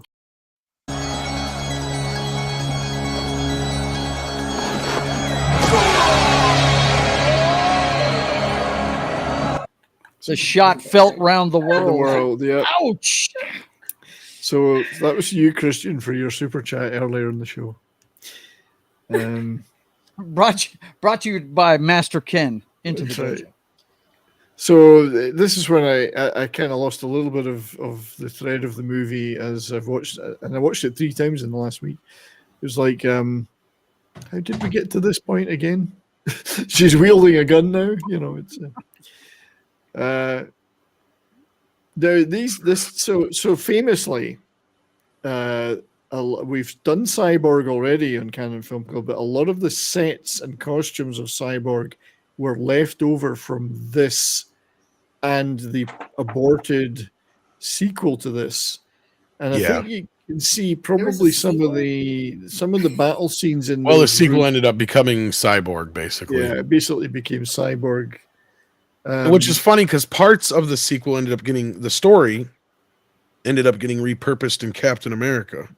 Yeah, that's right. Albert Pyne's Captain America. The sequel ended up becoming something more like, what was it, Flash Gordon or something like that, because basically He-Man comes to Earth, but he loses his memory and doesn't remember who he is, so becomes a football star. Yeah. And Skeletor has been on Earth all this time too, and it turns out that he's like a senator or worked his way up to being president or some shit like that. And basically they steal that plot line for the Red Skull in Captain America. So wait a minute. Mm-hmm. So I think they also stole that mall before from Fast Times as well. Yeah. I'm telling you, it's like it's probably just the same mall, but yeah. So what you're saying is that with the Skeletor plot in the sequel, it was true to real life. He was a senator. Kinda. So I think the sequel is good. Man. Right. See, sets like this I could see being used in Cyborg. And the one with the scrap cars and stuff, and whatever else was left over from Spider-Man 2 supposedly got thrown into Cyborg. It was going to be called Masters of the Universe 2: Revenge of the Beast. And it was like a metal album. It wasn't going to be Lundgren though. He didn't want to do it, so it was going to be Laird Hamilton was playing. Yeah, surfer. Yeah, he was going to surf into your house. That's the principal from Yep. to the Future, isn't it? Yeah, that is him. Yes, Culkin, Chris Tolkien or whatever his name is. Yeah, Larry James or Tolkien. whatever. I don't know. James, yeah. James Tolkien, yeah, from Back to the Future, amongst other great movies. Top Gun. Primitive land boat. Yeah, this I actually tried to use this clip in various ways, and I kept getting copyright blocked for it. I like this little clip with the car. It's nice. Back to the Future again. Yeah, it's a nice clip. I think I actually incorporated it. I did a short for this to promote it, a YouTube short where I edited clips together. It's very nice if anyone wants to check it out. I Very saw it. artistic. I liked it. Yeah, I was trying. I like to do that with those shorts. It takes a little effort to get them in the right aspect ratio, but I'm learning. You can use AI. I'll do it for you. I'm a Luddite. I'm old fashioned. I use AI to give me some notes for things, but I don't use it to create things like that. But hey, I could try. I think that guy really wants to be Rob Halford. I mean, Yeah, one happy birthday, Rob Halford, the other day. He was 72, I think. Happy birthday, Rob. Wow. Oh, God. Is he still touring too? Yes, 50th Yes. anniversary Wow. priest thing going on, I think, or something. Wow. We're going to get to one of those gigs, Dustin. And anyway, this is when they're busy trying to work their way through to save the storeroom at the mall. Parrotheads and Masters of the Universe 2, He-Man does Chippendales. The Chippendales. Yeah. It would have been funny if they walked by a toy store and they had He-Man toys in the window. Yeah. Oh man. So the other notes I've got about this was that there was a magazine, we saw a clip and an image of it earlier. Box office wasn't great, but like all the films of this era, VHS was pretty good for it. Big on VHS rentals, and it's become a cult hit over the years. Oh, yeah. And I don't think it lost money. I think it did make a little bit of money in the end, but it wasn't huge. This Not enough for- movie? yeah. No, I think it only grossed like 15 at the box office. Did it? Right, Yeah, I guess I was It thinking was of all the notoriously bad. thinking of the VHS. Maybe or the over USB. time with VHS and whatnot, it's possibly broke even, but yeah, no, it But was the it was known. It's a flop, not just in name only. Yeah, Much so really, like my sick pleasure, Howard the Duck, it has become a cult classic. Over time, yes. yeah, Howard it's like that. Yeah, made its money back. It was just It did. Yeah. it was hated by everybody pretty much. you see, this is where they're going to the record store. They're trying to create the source, locate the source of the jamming. There's a band playing in there. Oh, never mind. It's a music joke. They're jamming. I got it. Yeah. So yeah, the movie they lost. I mean, it was irrelevant after Canon lost the rights because they failed to make a scheduled payment to Mattel. Gone. So that was it. There was never going to be a second one after that. Even though it was only the check's funny. yeah. Sorry, I've been. Davina said, meanwhile, in Sweden, death metal is born from Dolph Lundgren's codpiece. Actually, do you know who was before that was Animal from the band Anti-Nowhere League in the late 70s. Some They of the took it from him. Yeah, some of the cartoon music was pretty metal. The theme, for instance, He-Man. Yeah, it's got some rock in it. It rocks, yeah. But I mean, I'm not that familiar with the animation. It was the sort of thing that if it was on TV, I would, I was flipping through channels, I'd watch it. As I was a little old, I felt, for it, being already in my, oh God, I was in my mid-20s at least. And I didn't have young children yet, so. Oh yeah, 87. God, I was. This is right. I was 24. I had I just gotten out of the army the year before. I was 24 and I'd been in the military for 8 years. So. Yeah, I had just gotten out of the military. I was 22. Yeah. I was 9, so perfect age for perfect my brother. age. I just love this, yeah. I mean, for me, Gwildor's That's actually like quite a neat E.T. character. right there. Sorry, I keep seeing all these. And here we're seeing an early cross-dressing scene there. It's dressing as a human. And there's a lot of bouncing back and forward to this mall and the music store for various reasons that I couldn't quite figure out. Well, his buddy that lived there, he was trying to supposedly help him figure out the key. Oh, yeah. I mean, they don't know what this thing is, and they're pressing every button on it. Yeah. It's Could be nuclear for all they fucking know. Yeah, what does this do? Here we go. And then you see this guy walking in the store. You're like, what the? Well, at least he actually acts like a cop would act normally, unlike most movies where they just kind of act nonchalant about it. Right. Well, he's going to arrest all these guys for. He pulls his gun out instantly. He's like, I'm gonna fucking shoot you. He eventually gets it though. I love it when he's at the end, as I say, at the end of the movie when he realizes. Well, he basically, once he finally sees Skeletor and shit, he goes, yeah, I'll stay in Eternia. This is hot.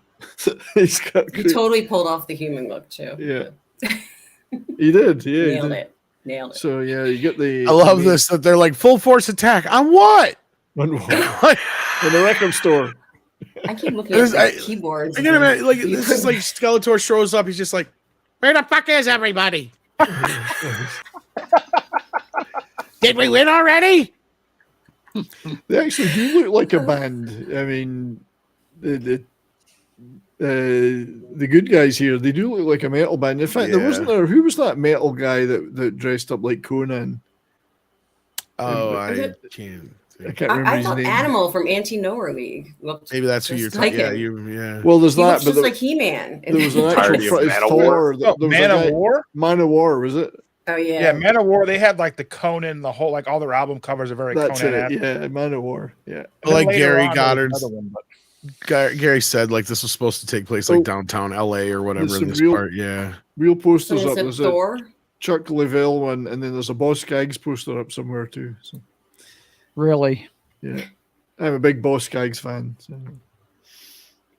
Lido Shuffle, baby. Great song. Lido Shuffle, Lowdown. Load Load Down. me a Yep. dime. Load me a dime with Dwayne Allman on lead guitar.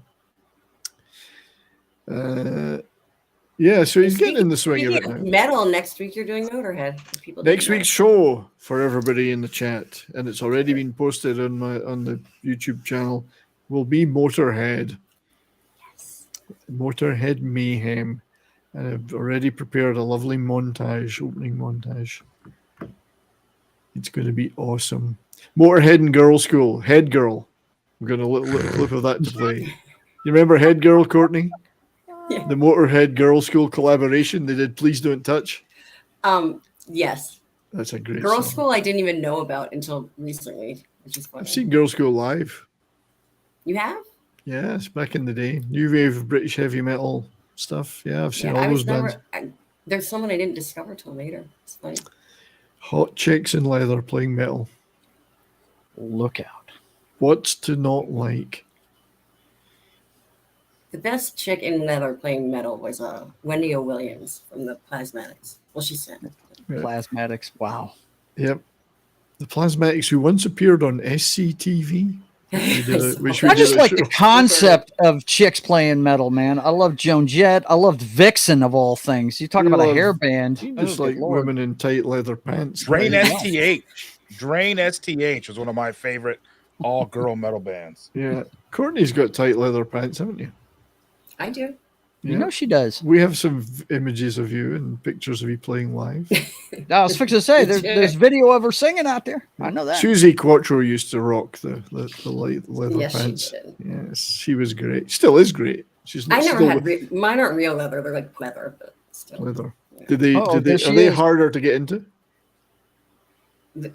Are leather? No, they're just No, more expensive. Is leather easier to wear? No, it's just It's way easier. yeah. Way easier. I love how they're saying Sisters of Mercy and L7. Sisters of Mercy, That's yeah, like yeah. they were my favorite in high school. L7. Uh-oh. Right. So here's where they expended. What's happening here? They expended a This lot of the is where, special effects budget in this part. I even have a clip of it.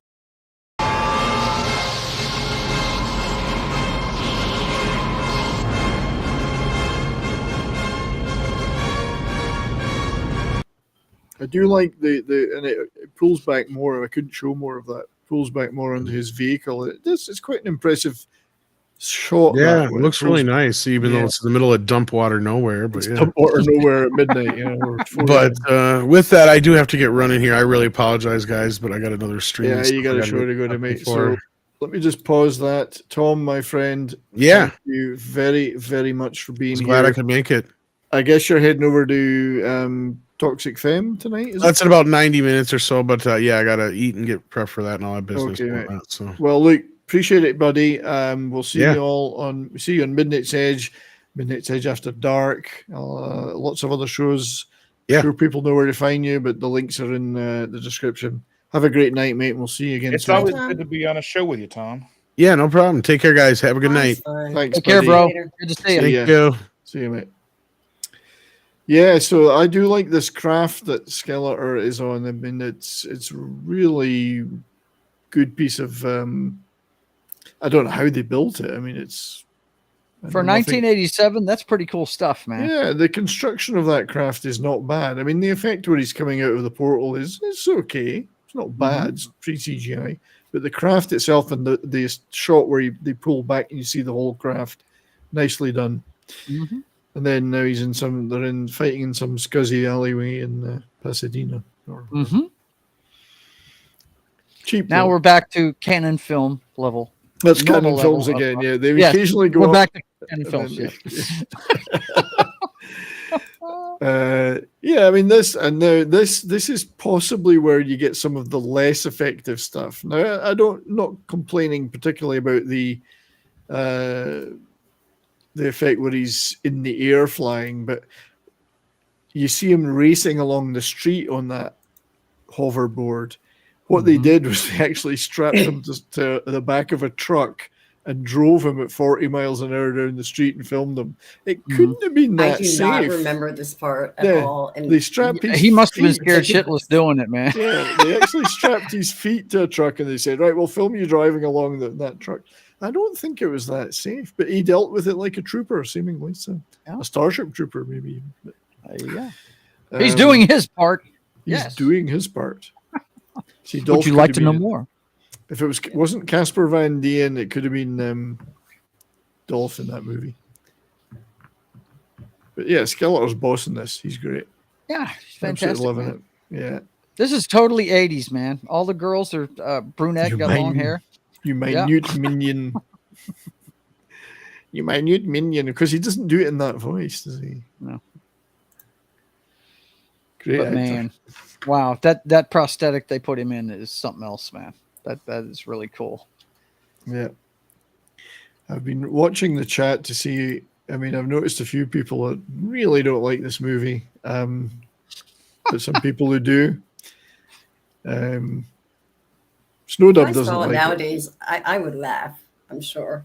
I've And if I seen saw it- it for the first time, I'd probably actually like it because it's. Is it me or are the good. soldiers like samurai versions of Darth Vader? All of them. Those I was, Well, I, they- I was going to say that in the beginning. They yeah. do seem like stormtroopers, Stormtroopers, yeah. with crossed with Rick Moranis's dark helmet. Dark helmet. Like you said, Brian, that like a lot of people hate this movie. Like when I was a kid, I was very angry at this movie, but I appreciate it as an adult. But like coming from being a friend, a big fan of the cartoon and the toys, having Castle Grayskull as a kid and everything, and then coming to see this movie, I'm like, what is this shit? This isn't what I want. But as I've grown up, I mean, I understand, and even after being on this stream now, I understand there's a lot of stuff they couldn't do. But Was that did you hate it because it wasn't the toys and it wasn't the animation? Well, I mean, I knew it wasn't going to be animation; it was a live action. But like the story, there was no Prince Adam line in it. There was no, at least not that I remember. Right. Dolph Lundgren is always the big beast, right? Yeah. I mean, it just didn't it didn't have the same feel as the cartoon. But I mean, as I go back and watch the original cartoon now, there's a lot of things about the cartoon that kind of make you feel uncomfortable. You know what I mean? Like, if you know Give us what I some mean, examples. Give us some examples. I mean, it's just very, Toxic Tuesday. You know what I'm Misogynistic. Gotcha. Gotcha. Very Right, yeah, I mean- misogynistic. Okay, yeah. I must watch more of it then. Yeah, I mean, just watching this, I was like, this has nothing to do with the cartoon, and I was pretty like, to me, like as a kid going and see I would hoping that it would be an extension of the cartoon, not like a retelling of the story or whatever, but just like kind of like, did you ever see the G.I. Joe animated cartoon, the movie?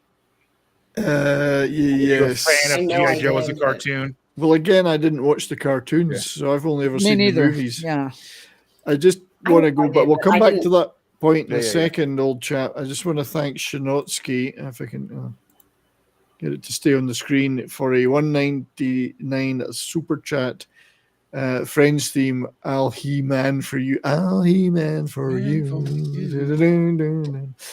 Good one. Courtney Given- Cox make you think of that, man? That's right. And then Him and her soccer mom haircut. And then our great friend Parrothead, $99 super sticker of a smiling face with horns. Nice. So you guys are going to have to get a video clip for it. Thank you for those donations, guys. It really helps You keep just the got lights another on. one too. I know, and I'll get to that one in 1 second. That helps us keep the lights on here so we can do more of these shows. Here's a nice clip for you.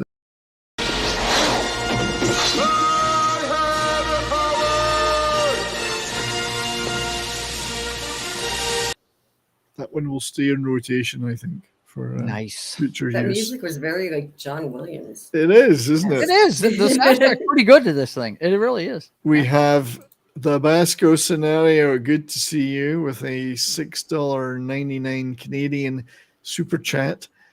I remember seeing this in the theater and thinking, what the fuck is this? Disappointed child I was. You see that in Yoda's disappointed child I was. Why do I sound like Yoda? Like Yoda. Well, it sounds like he's in the same camp with Keto.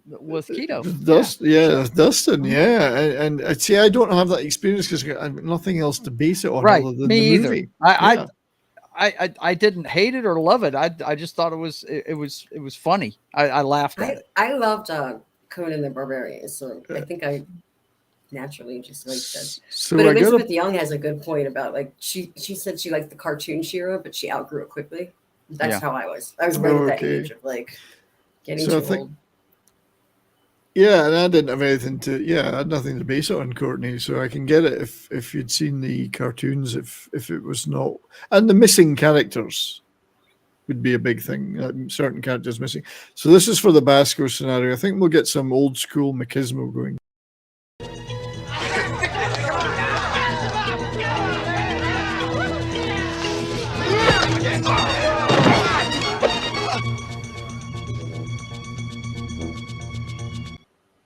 Dudikoff and James, the best buddy duo that should have been way bigger than they were. Great buddy duo, but RIP to Steve James. Thank you again, Basco, for that. Do appreciate it. As I say, it does help keep the lights on for a poor old retired guy with back problems.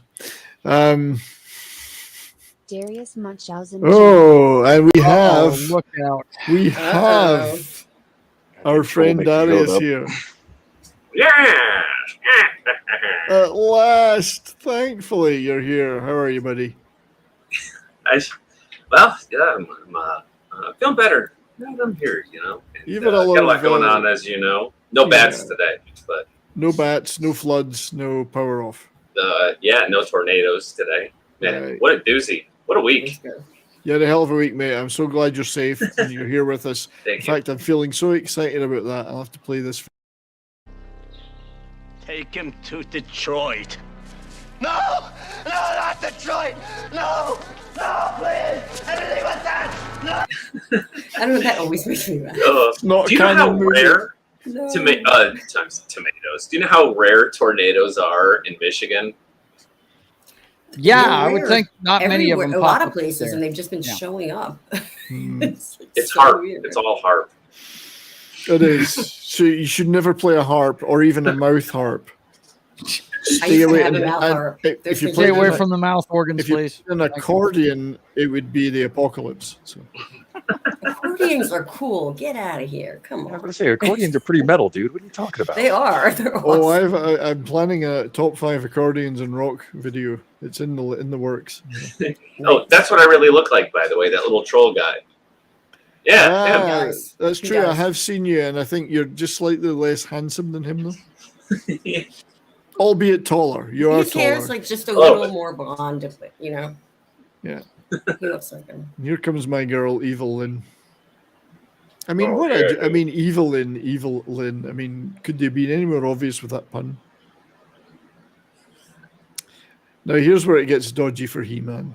I like. By the way, I'm assuming this was in the cartoons. The chromons and pretons and all the other ways of measuring time and units were all different in Eternia, of course, as they would be. So They're not on the metric system. they're not. They're on the Eternia system. I don't know what you would call it. The master system. The master race system. The Grayskull system. Yeah, she's not looking too good in captivity.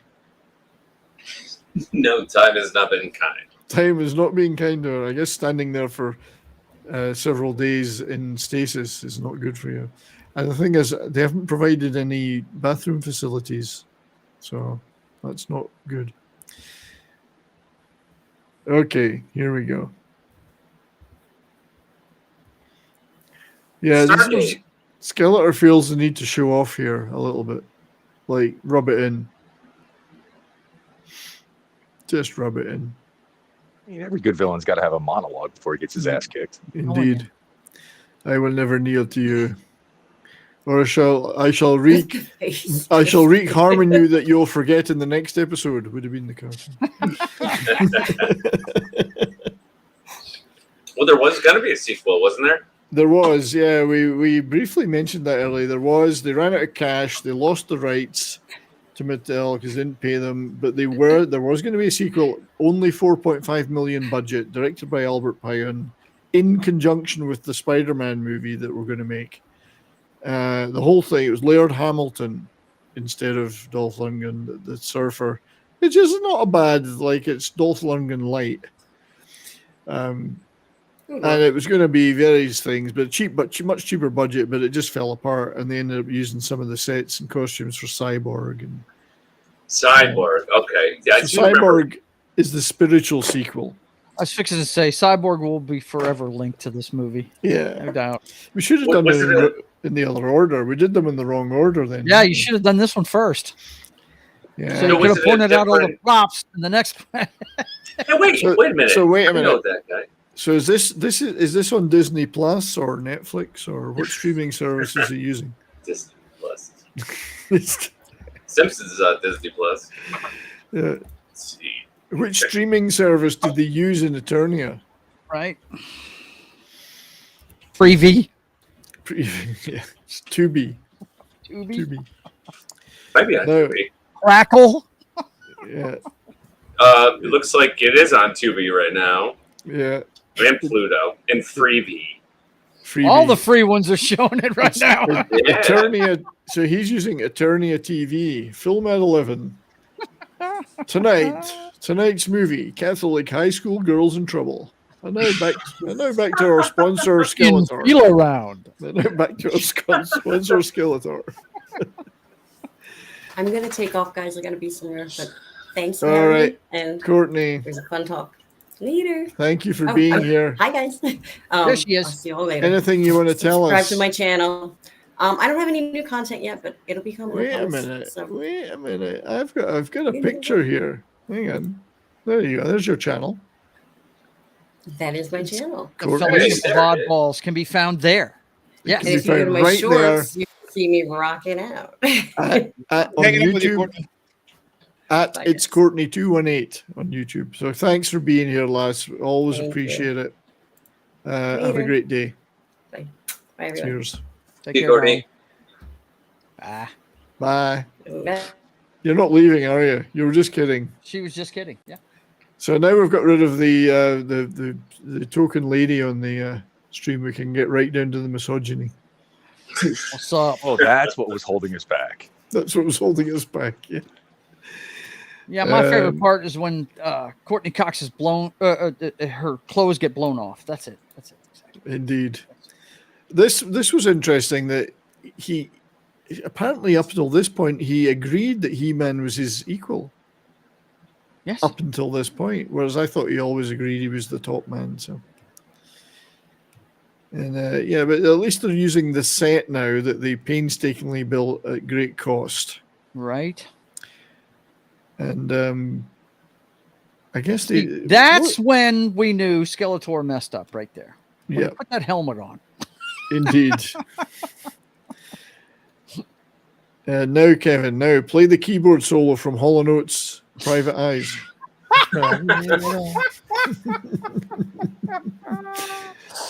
Oh my God. It's the 80s. Yep. So as we lead up, this is I do like Luke Church, the co-op. Man, he's awesome. I love it when he first gets the gun and he's firing behind he's shooting at the bad guys behind that car, and it gets shot to death by the laser guns or whatever. That's quite funny. Yep. He wasn't expecting that. Nope. So at Skeletor in this looks like he's in a Mardi Gras parade. all he's missing is the feathers for the headdress, right? He does a bit, doesn't he? Yes, it's a bit Mardi Gras. Oh man! It is I who hand out the beads, He-Man. There's misogyny. He-Man has escaped. Show me your boobs, He-Man. So we're starting to work. We're starting to work our way towards the climax, as the actress said to the bishop. It looks like he's climaxing there. As the lady said to the sailor. This is when the money. So by this time, I think in the production, the money had run out at least 3 times, and Gary Goddard had to keep going to beg for money from Canon to pay people.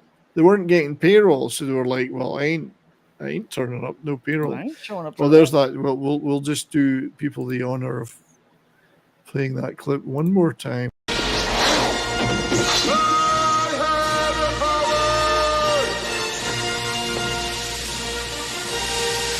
Because you gotta admit, that's a cool clip. It is. It's a great clip. Yeah. Look at that bod, that engineer, chemical engineer bod. That's right, yeah. I'm telling you, man. He's a genius, no doubt. Yeah, so when they got to the final battle, I don't know whether it included this battle or just the Skeletor portion after. They'd actually, Canon were so short of money that they literally shut the lights off in the studio and said, "That's it, we're done." Hell with it. Turn the lights off. Yeah, so there was no lights. So Canon said, "You've done enough. We don't need the final battle." Really? Really? It's just going to end with whatever. So they lit this. Yeah, they weren't going to do any of this. So they literally shut the lights off. So Gary Goddard begged them for one more day with a limited number of cast and crew to finish this bit.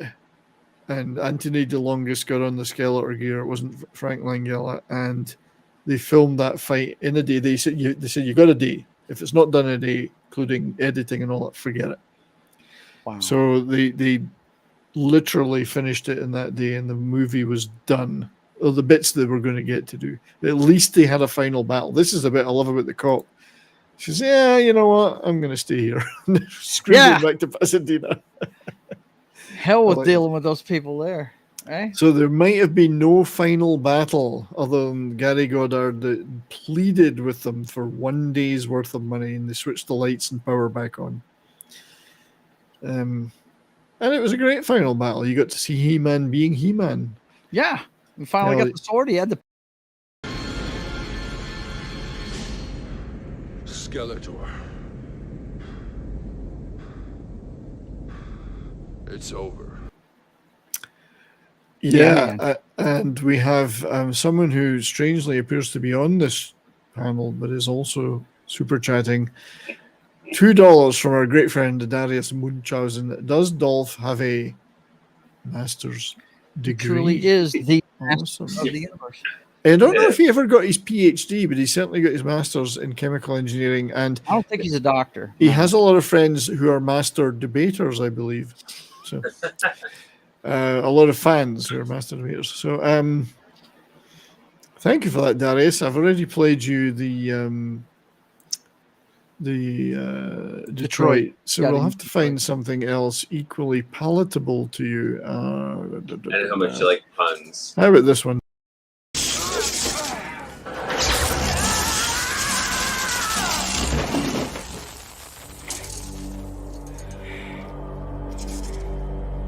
Oh man!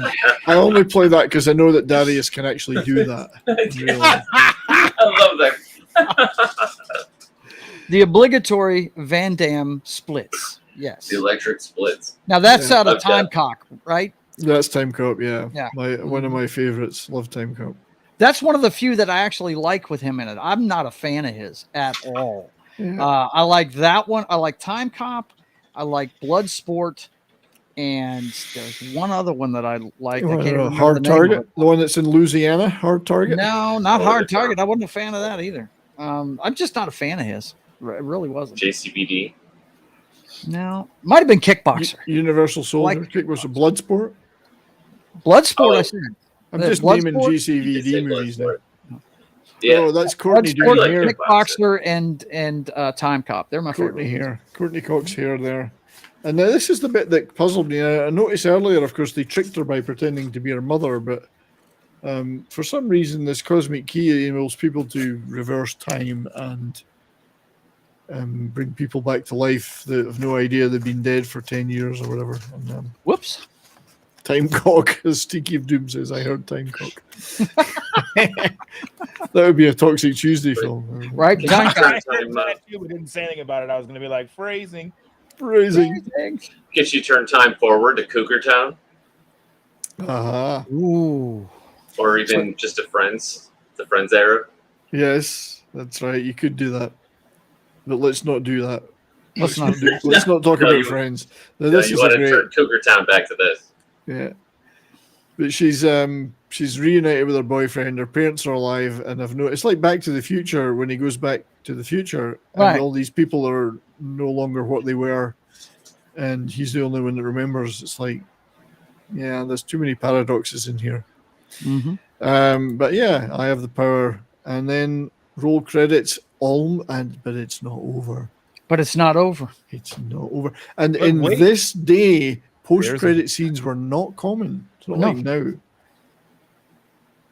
They all do them now. My favorite one back then though was Flash. The end? Question mark? The end? Question mark? Yes. That's the one.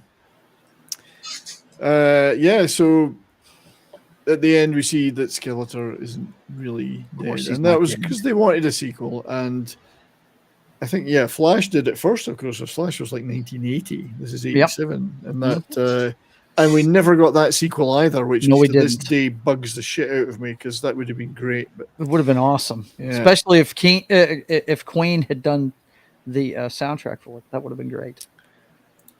yeah, But we got the Highlander soundtrack instead. We did. We got that instead. Who with the Highlanders, the movie we're going to do? I don't know if we can do it as Canon Film Club, even though they distributed it. They distributed it, but they didn't make Thorn it. EMI made it. So our great friend and buddy E. Clay Thomason, great supporter of the channel, $2 super chat. Stay classy, Eternia. Man at Arms Burgundy. You stay classy, Eternia. Yeah, just imagine the Eternia news broadcasts. Yeah.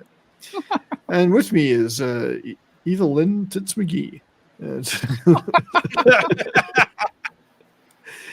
Thank you, E. Clay. I'm in, and I'll have to dig up a nice. Oh shit! I'm clicking on the wrong buttons here. Show more. There we go. Nice little Canon related clip for you. I think. Let's do this.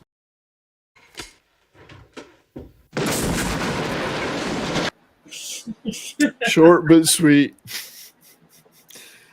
Great. Well, that Charles Bronson, the king of overkill. The What's king up? of overkill, yeah. So, I still enjoy that movie. I mean, I did enjoy it at the time, although I felt it was a little juvenile. Probably hugely juvenile. Just a tad bit. I did enjoy it, but it has a great cast. Dolph is perfectly done. I mean, Frank Langella. If this had been in a like a $400 million movie, that would have been an Oscar performance from Frank Langella. Yeah. There's a kind of drag. Some of the Southern California and Pasadena stuff drags a bit, but that set is beautiful. Production design is beautiful. Yep. The final fight scenes are great. So a lot of good stuff going for it. What do you guys? Where do you guys place it in the pantheon of canon movies? It definitely looks the most high end out of all of them. That's for sure. As far as the budget being thrown on the screen where you can see it, that's for sure. I mean, most of them are grunge quality type stuff, you know. Looks like an independent film, half of them, you know what I mean? But that one, yeah, I mean, they definitely threw a lot of money at it. I wasn't a fan of the cartoon because I mean, unless it's got Wile E. Coyote in it, I don't really watch cartoons too much. The only one I watched over the years was Transformers, but I knew how popular this was. That's why I went and saw the movie. And I had a feeling what I was watching was not the cartoon. I had that feeling right away, you know. But it's fun. It was a fun movie. That's one of those flicks you got to check your brain at the door and just enjoy it for what it is, you know. I think so. I agree. What do But you guys? Frank Langella is the thing you remember when you walk out of that one. He was Oh, fantastic. he's the star, undoubtedly the star of the movie, deservedly so. He didn't not play it for laughs in any way. He played it as straight as could be. I think they all did, to be fair, but he played it really. He put a lot into that, so very impressive work. And as I say, go if you've never seen John Badham's Dracula, Frank Langella, you should get that. It's great. He is. There's a lot of great Draculas out there, but he is one of the best. He's in the top 5, if you ask me. No doubt. Brilliant.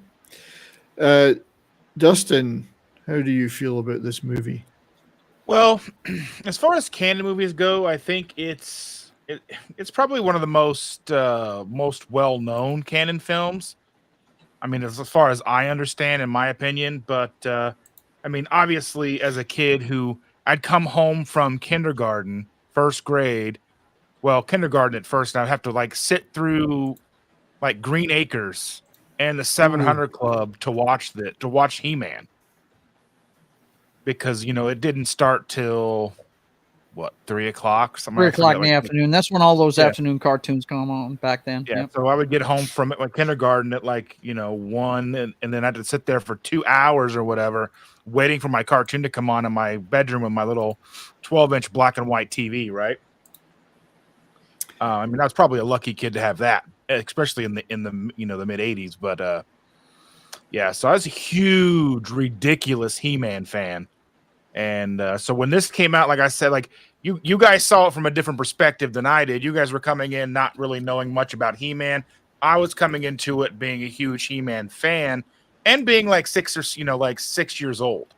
It came out in 87. I probably saw it. I know I didn't see it in theaters, so it had to be 88, 89 when I finally saw it, whenever it maybe have come on TV or we rented it. So me seeing this, I was just like, what's this shit? You know what I mean? Like, I can appreciate it. So me seeing this, I was just, yeah. Yeah. I mean, it was different for me not knowing. I mean, I had seen the cartoons, but I wasn't a big fan. But not having the toys, and I went to the movie and I thought that was pretty good because I liked science fiction and I kind of saw it as a science fiction thing, RJ Godzilla says it was very near, if not at the top, in terms of canon movies, and it's certainly one of the most memorable ones. Imp, I mean, where does it fit in your? I mean, do you think it's got a lasting impact or legacy? As a cult movie, yeah. I mean, I know a lot of people who at the time, because like I said, I was 87, I was 11. So most of the people I was friends with, nobody liked this. And for the same reasons that have been brought up throughout the show, just it had nothing to do with the toys or the cartoon. Myself, I was leaning out of not so much cartoons. I'd still watch them at that time, but like toys didn't really matter as much to me at that age. I was leaning more into like Nintendo and things like that because video games are starting to blow up again. Yeah, they were. As a He-Man movie, it's terrible. As a sword and sorcery movie, like you said, it's a decent flick. Yeah. It's fun. It's campy. It's good 80s schlock. You can't really fault that. I mean, it's still better than some of the other 80s sword and sorcery movies that came out, like the series Miles O'Keefe did. Oh, yeah. The Ator movies. Those were some god-awful pieces of Italian filmmaking. Well, like C movies, not B movies, really. Not even C. These were pretty bad. They got the MST3K treatment. I mean, it's hard when you hold Conan up, the first Conan movie up as the standard. It's hard to match. Oh, my God, yeah. Yeah. I mean, I'd put this on the level of like Krull. I'd put it on that level. Yeah, you know what I mean. That's fair enough. Yeah, I don't know about that because I like that movie a lot. Actually, I like Krull too. I'm just saying, as far as the production value and stuff, Krull would be a little bit above this one, but it's around the same area, I would think. I just wanted to thank those who've been watching over in Rumble as well. I know there's a few people over there, a couple of people chatting as well. So great to see you over there. Thanks for being there on Rumble. Darius, my friend, your thoughts, your wrapping up thoughts on this movie. It's been a long time since I've seen it, but I remember as a kid. Now, I didn't grow up with He-Man, toy or the cartoon. I was just too young to really have been exposed to it like that. Because what I heard was this movie kind of killed it real quick. And so by the time I came of age, I didn't really even know what it was until I saw this movie on TV. And I'm like, what's happening here? Oh, it starts out in this fantastical environment, and they go through the portal, and then they come to our world, and they call it the Kingdom of LA, which I thought was kind of cute. But LA, yeah, really. Yeah. But no, it's a fun movie. I tend to not like franchise movies that have to come to our world most of the time. Sometimes they can work, like Sonic worked, but yeah, obviously with the budget they were working with, they spent a lot of it on that. The big set piece toward the end with the final battle and all that. But it's fun. I mean, and with Dolph, he really brought his gym game to this movie. He brought his gym bag, so he was working out, clearly working out. I can't judge this movie as a fan because I didn't really get to be a fan. No, I wasn't a fan of He-Man. As you say, after this movie, it was over, really. That was it, done. But it's an entertaining movie, and Canon they gave it their last big shot, ambitious-wise. After that, it was struggling from production to production with no cash. Yeah. They still made movies like Cyborg, which were pretty good, but on a way drastically reduced scale. So I enjoyed it well enough, and it was great to chat about it. I think did you see my comment earlier about Tom Kalinske? I did not, so please. From Mattel? Yeah. Well, he was an executive at Mattel, and he revitalized the Barbie brand, which had kind of, drooped by the 80s. And then he launched, I don't think he created it, but he sort of oversaw the launch of the Masters of the Universe line, which I think I may have heard at one point, probably from Tom, was originally going to be Conan. I think you mentioned something about Conan earlier. And they had to adapt it into something unique, which became He-Man. And that became successful. So he had, Barbie successful again, and this new one, He-Man, which was also successful. And then later he went to Sega. They were desperate to recruit him for Sega of America, and he oversaw the launch of the Genesis. So I have to thank him for two of those three things. And they're one of my favorite bands, so it was well done. Yeah, but you like the Peter Gabriel version. No, I have a different take on that. I like mid-period Genesis, which includes one Peter Gabriel album and about 4 Phil Collins. But well, that'll be a show. I'm more of an era man than I am a Peter versus Phil man. Do you like Phil Collins? Yeah, we're getting into American Psycho territory. Right? I like Phil Collins. Oh, good for you. There's a cool documentary on Netflix called "The Toys That the Toys That Made Us" or whatever. Yeah. Yeah. Yep. There's also a cool one about that's about the games in landfills. Cyborg 2. I don't know if we'll be doing Cyborg 2 in a hurry. I think I don't want to speculate too much about next Canon Film Club, which will be sometime in September, but I'm leaning towards Life Force because it is one of my favorite movies. Life Force is great. So leaning that way. Those images. Yes. Leaning that way. There's some good images in that one. Have to be very careful. Yes, you do. Yeah. So thanks for your comments, gents, and thanks for being here for this. And thank you to Pope and Courtney as well, who had to pop out, and Jed, who was struggling to get his microphone to work. So, but it's always nice when his microphone doesn't work. And Tom, thanks to Tom as well. And Tom and Austin, stalwarts of the Canon Film Club as usual. Really appreciate you being here, guys.